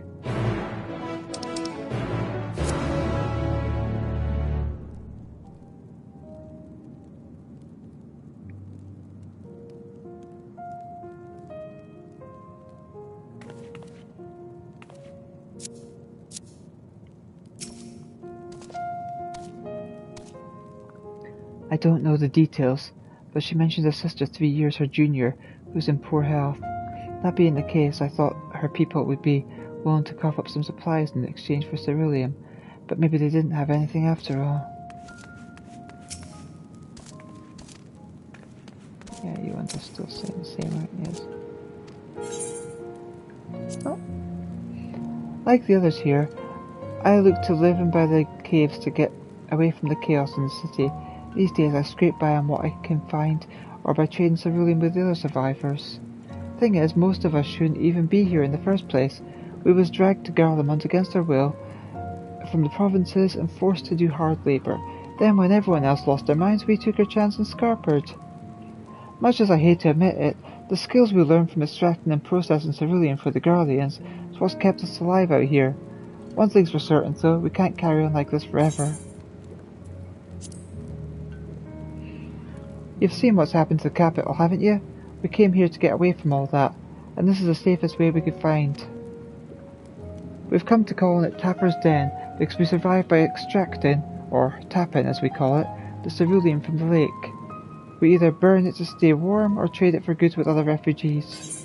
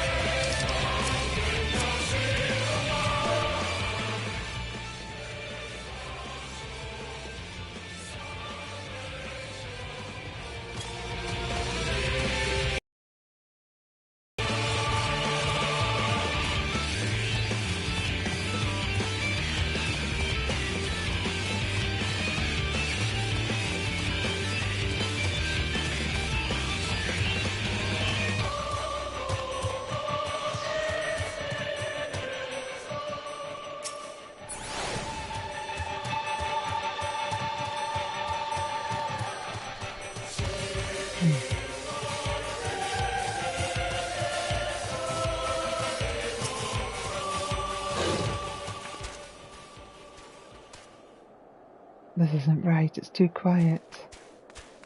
I would have thought Alpha and all would be treating them by the fire, but they're nowhere to be seen.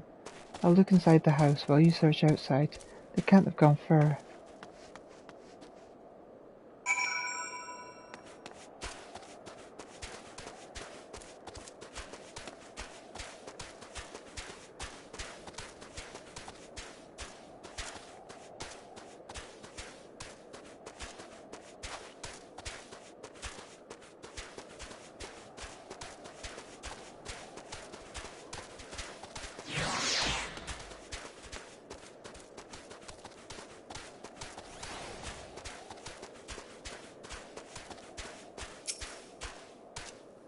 No, damn it all.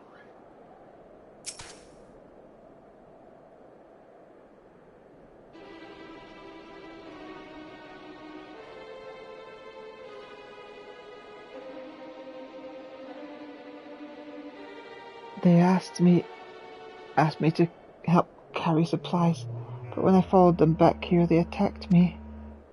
Caught me off guard, forced me to defend myself. I fear they fared rather worse than me.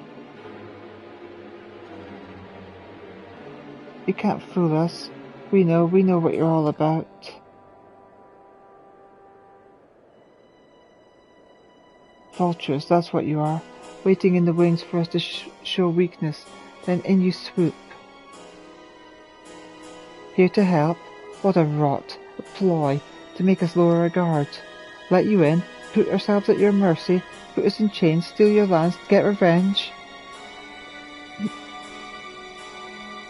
You're wrong. That's not what any of us want. Save the arguments for later, we got bigger problems. I found empty medicine bottles in a bed that was still warm. It's true, Lucina was hiding her sick sister inside the house.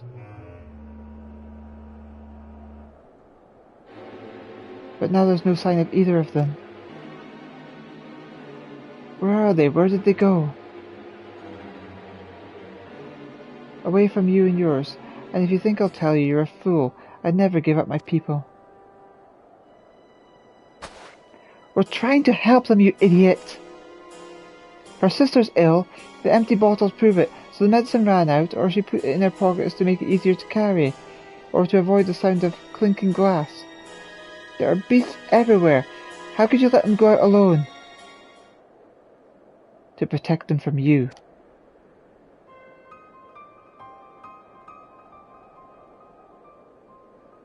You invade our homeland, taint it with the same sorcerer used to slay our countrymen. A guardian should sooner die than suffer the insult. Better for them to flee, keeping their purity intact, than be corrupted by your vile magics. We were waiting for a chance to free them, since the moment you arrived.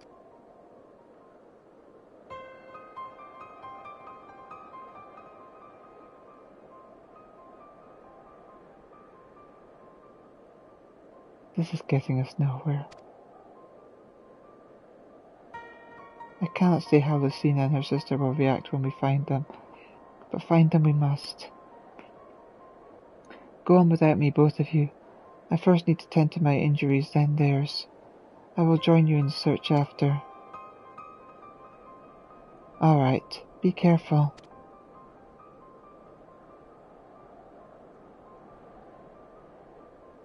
We'll do our best to find them quickly. There's only one path out of here, so that's where we'll start.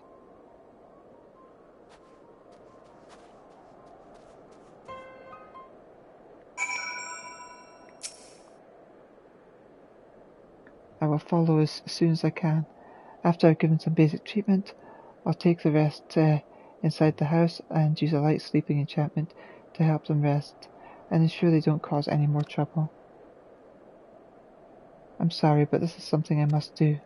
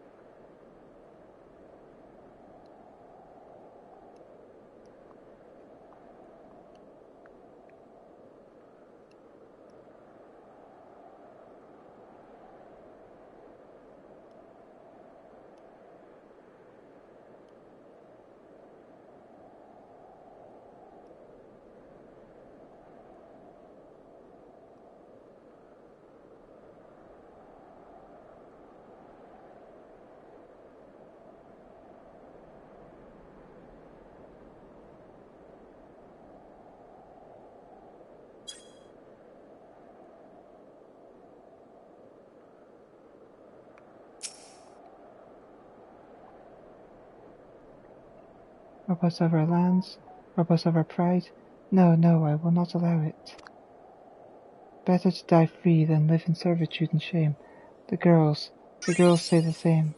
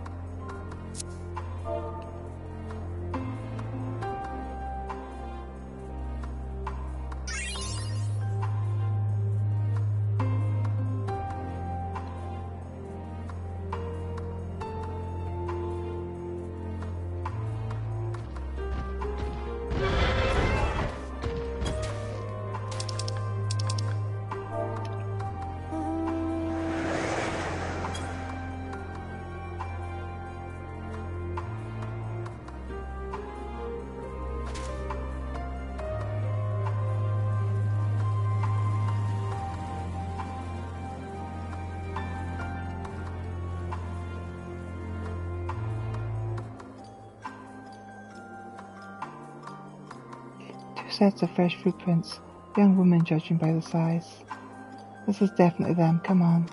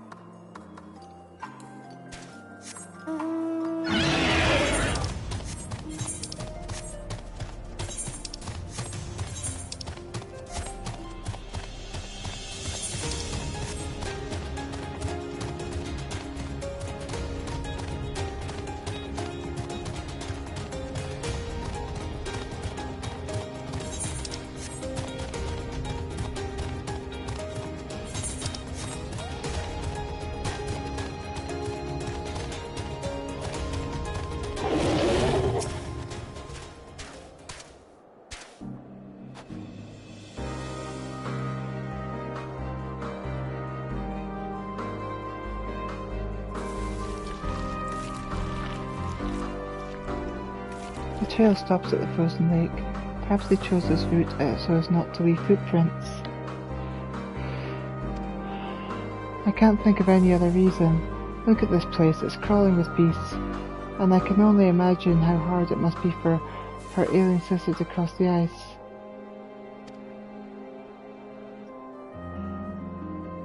We could really do with Alphina's help, but we can't afford to wait for him. Let's split up and look for clues.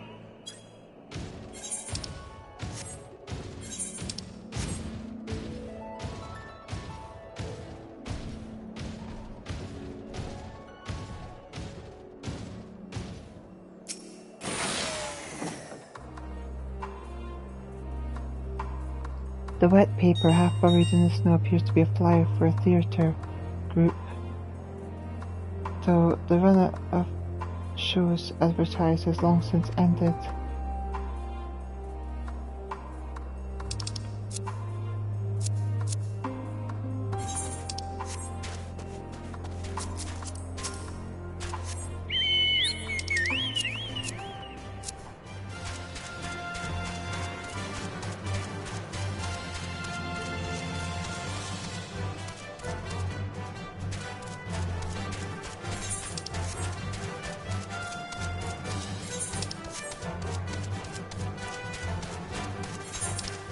Oh.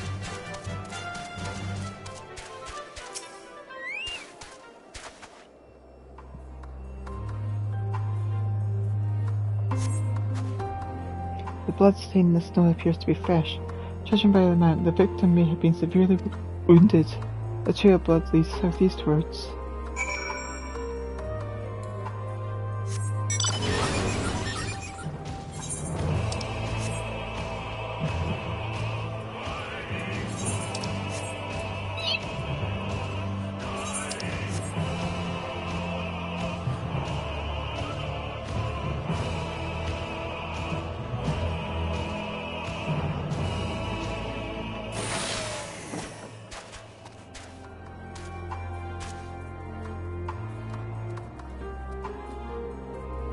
Oh no!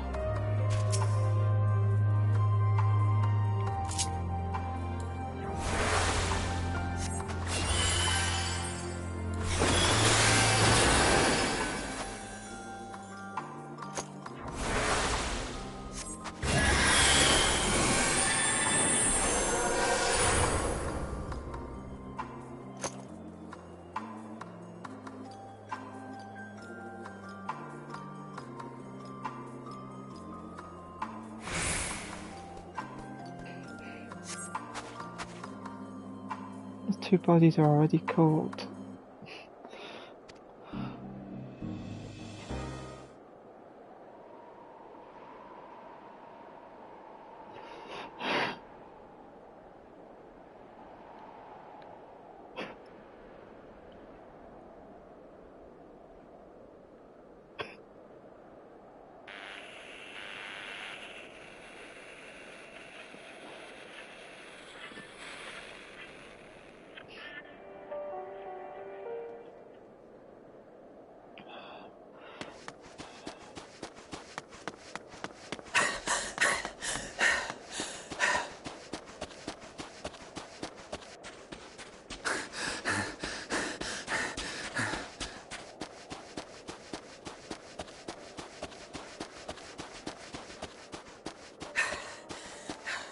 Blood trail.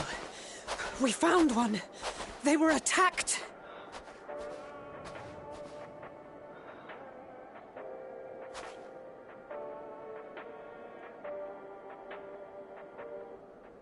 No.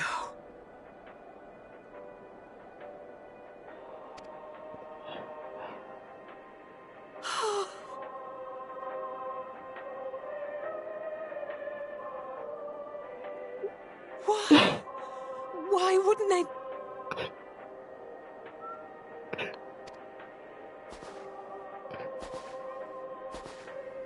Safer to brave the wilds than trust in our magic.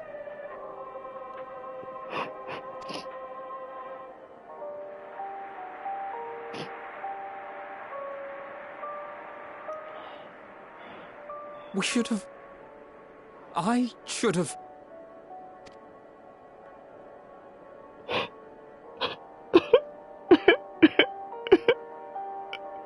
We can't leave them like this. We have to take them home.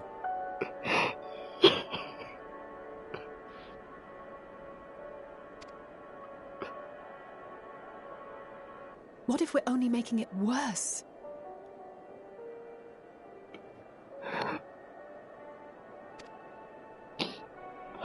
Why am I always too late to save people? Maybe we don't belong here, but neither do they. Not out here in the wind and the cold.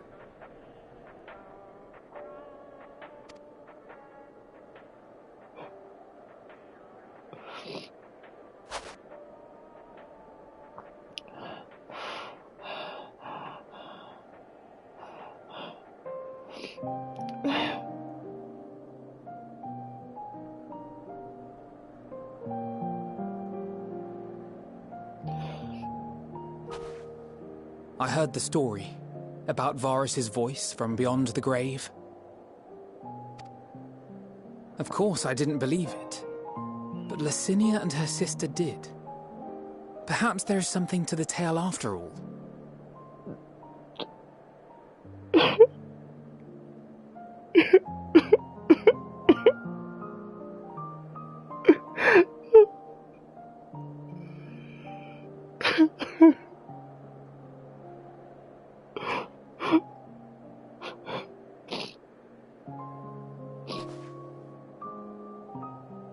I want to understand.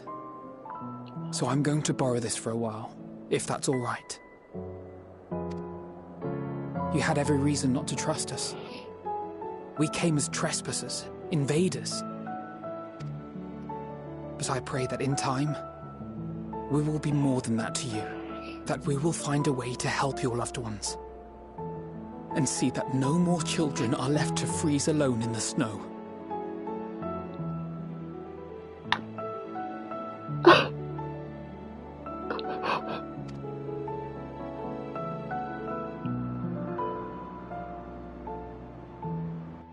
Why?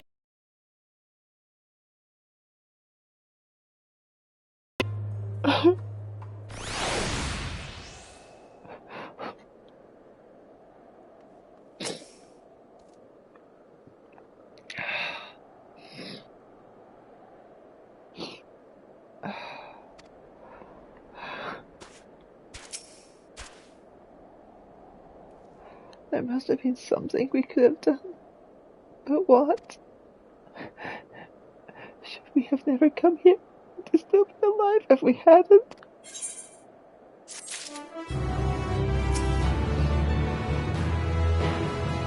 If only we'd have a chance to talk things over. But it's too late now. Too late by far.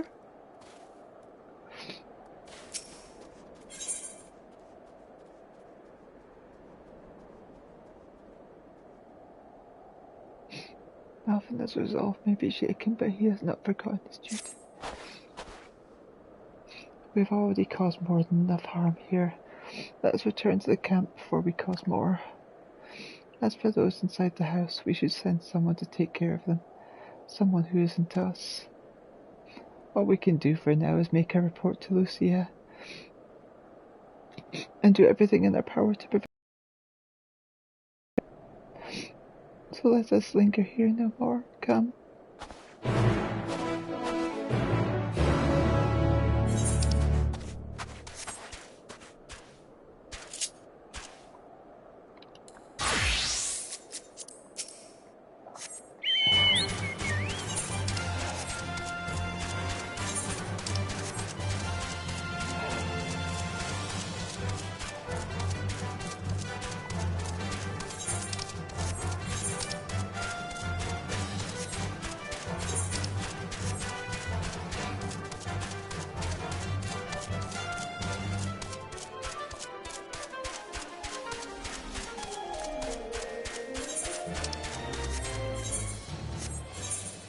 Oh, I can just teleport back there.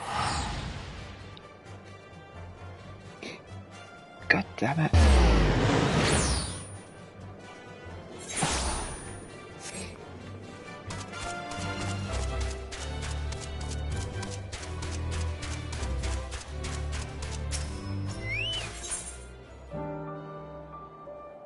The treatment of the tempers continue apace. Who will care for the carers? Could you spare a few minutes to assist me? The situation's rather dire, I'm afraid. Even now our healers continue to treat the Imperial's troops encountered on the Magna Glacis, and prolonged use of curative magic has pushed them beyond their limits. To make matters worse, spending so much time around the Tempered, with all their raving and thrashing about, takes its toll on their carers. I dare say a few words of encouragement from the champion of Eorzea will help raise their spirits. I also have a few bottles of ether to alleviate their fatigue. Would you mind distributing these amongst the healers?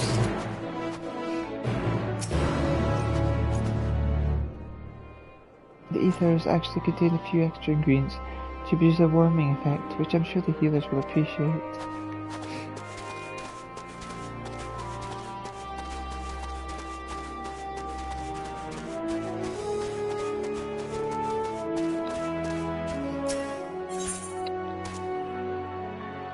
Guy has need of your ability to solve problems, or rather your ability to help others solve problems.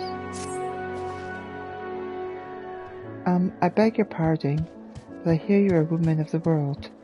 We've a slight problem, and your knowledge might help us solve it.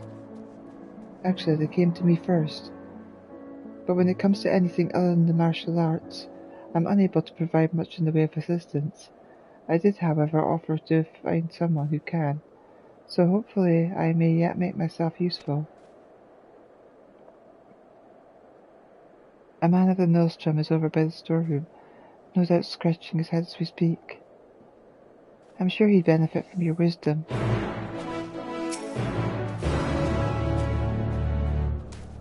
I imagine the fellow is still where I last saw him.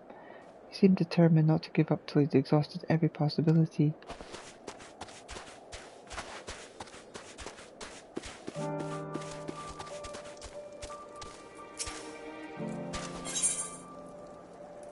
Produces a warming sensation upon consumption, thanks to a few special ingredients, which may or may not include fearsomely strong cider.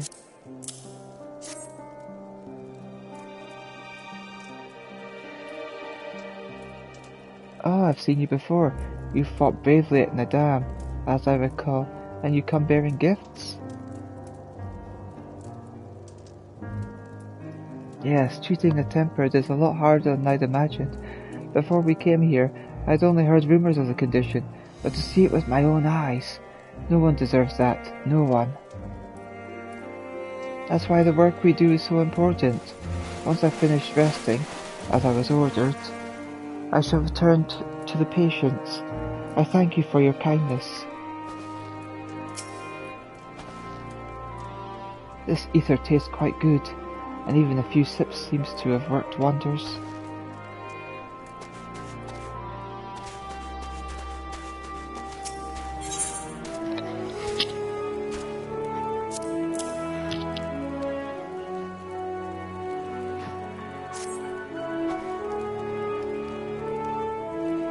The Warrior of Light, it's an honor to meet you. Oh, just doing my job is all. No need to thank me. Well, truth be told, it's beginning to wear on me bit by bit. I once lost a friend to tempering, and every time we managed to cure one of the affected, I'm reminded of those we couldn't save. If only we'd have a way of treating them before they were... No, I mustn't let such thoughts cloud my mind. And we're all very grateful for the work of the Scions in creating this treatment. For my part, I'll do everything in my power to save as many lives as possible.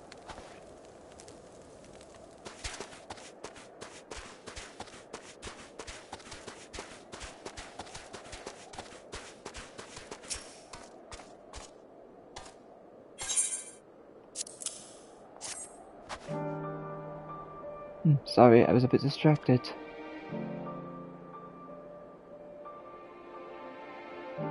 You wouldn't believe some of the things I've seen. Those poor bastards calling out the Valor for salvation.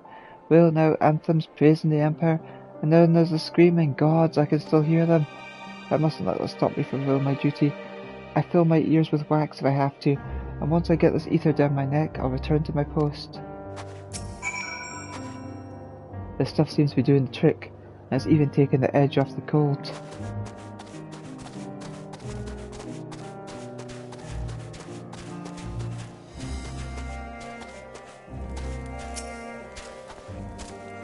God only knows how many tempers need curing. We'll just do what we can, I pray it's enough.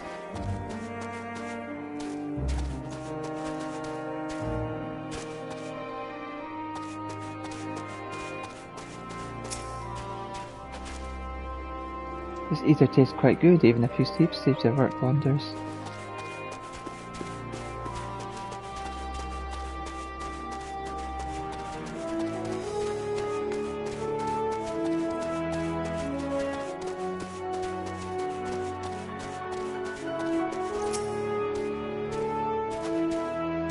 Ah, you finished your rounds then.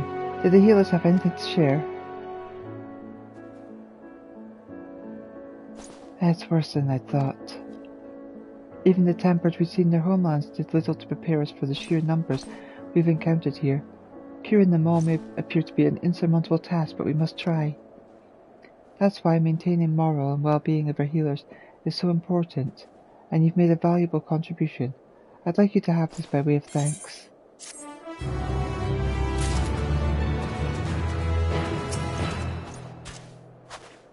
It is not only tempers that need care.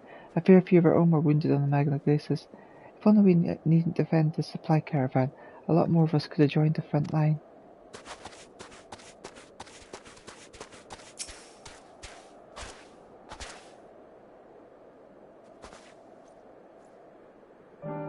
I was told someone had come to help, but I never thought it'd be you. Well, now that you're here, I guess I'd like you to take a look at this container we've recovered from the Magna Glaciers. It's one of several. In fact, and though we've succeeded in cracking the others open, this stubborn bugger refuses to yield. All I know is a 4-letter password needed to unlock it. What that might be, I haven't the foggiest idea. There might be someone around here who knows what it is, or can point us in the right direction. Could you try asking around for me?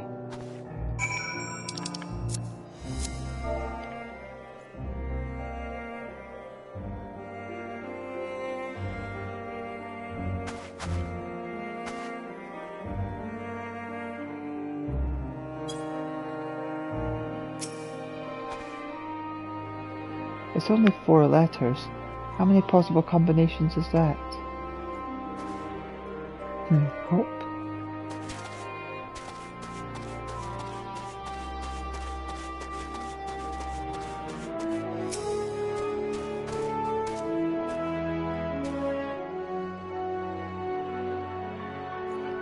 Sorry, I don't know the exact code, but given that the container belongs to the 3rd Legion, perhaps the password has some sort of significance to them.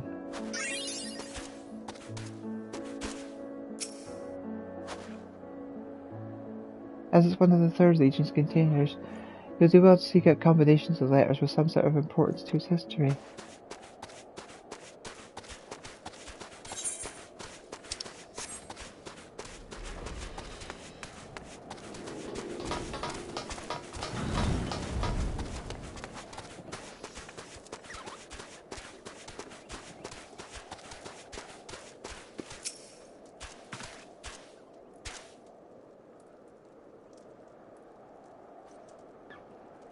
I understand it's common for people to choose dates and so forth on special opponents as their password. As for the members of the 3rd, nothing springs to mind. Perhaps an anniversary or something along those lines? I have a feeling it's an anniversary or some such, but it could be anything.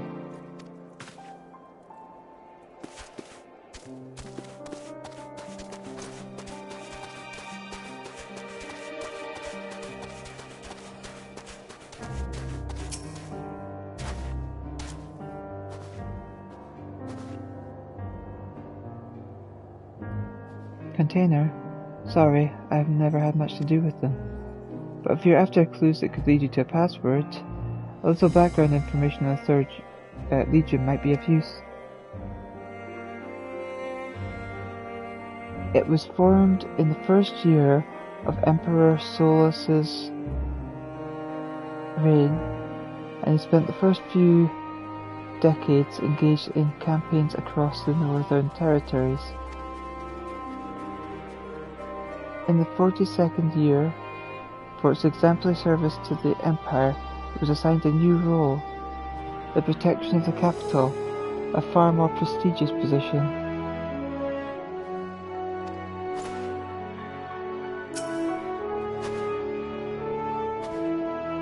Oh, you've already forgotten what I said. Very well, I'll tell you again. The 3rd Legion was formed in the 1st year of the Empire. They were later charged with the protection of the capital in the 42nd year. That's all I can think of for now. But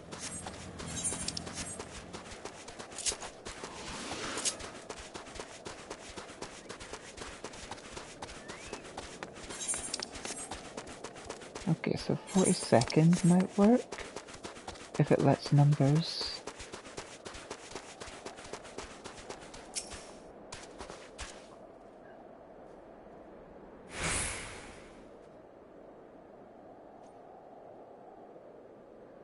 If this belonged to the 3rd Legion, they'd be the ones to pick the password, most likely make it easy to remember.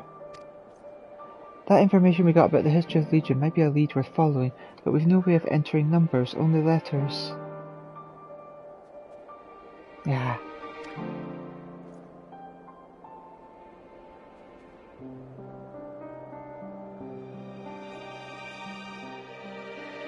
Wait, that's it, Galilean numerals. Let's see. If 3 was written as III, then if I take 42, hold on, XLII. Is that right? Worth a try, I suppose.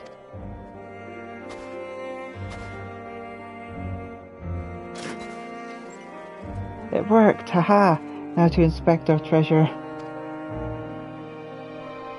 What the bloody hell is this? A flag? Why would you bother keeping a thing like this locked away?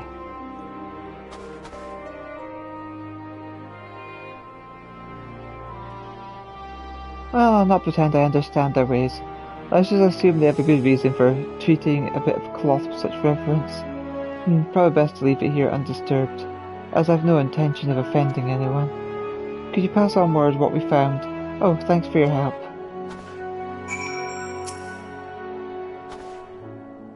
Although the prize was obviously quite disappointing, finally breaking the code gave me a real sense of achievement. I couldn't have done it without you.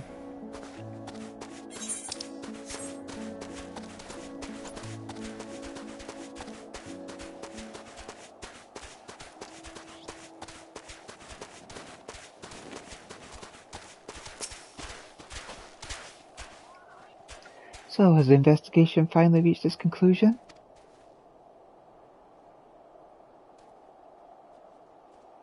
A Garlean flag? We'd be wise to treat it with respect. The chain it bears represents the unity between the people of the Empire. A unity that is all but lost. To think that this banner would be locked away rather than raised proudly. A relic of Garlemald's past. Though they have been long since our enemies, to see its people brought so low, aye. Forgive me, I have spoken overmuch. Though the search did not uncover any resources to speak of, at least the mystery of the locked container can be laid to rest. You have our thanks.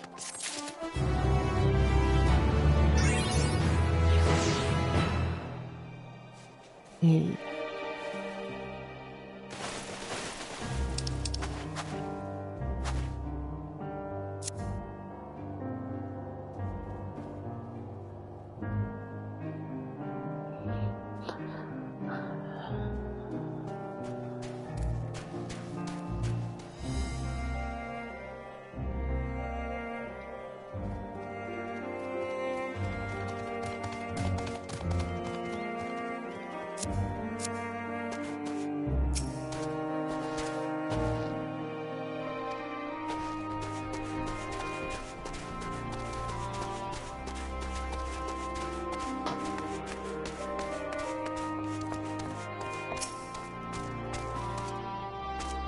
We mustn't forget to send some of our allies to Tapper's Den.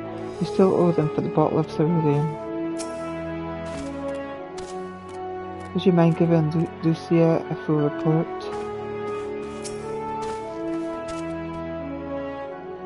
Treatment of the temple is proceeding as well as can be expected. If there's anything to report, you will be sure to know. Though I gather you have reports of your own to deliver.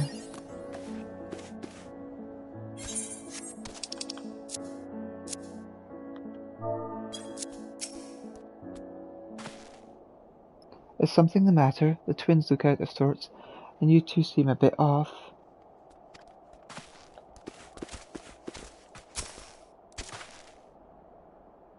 Forgive me for saying, but the three of you appear to be rather drained since your return.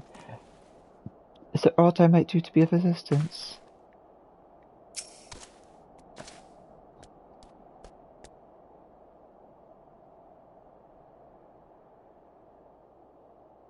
Alize and Alphino tell me that they have finished their preliminary search for survivors, but refrain from saying that much more than that. Clearly they are reluctant to provide details. Might I ask for your account?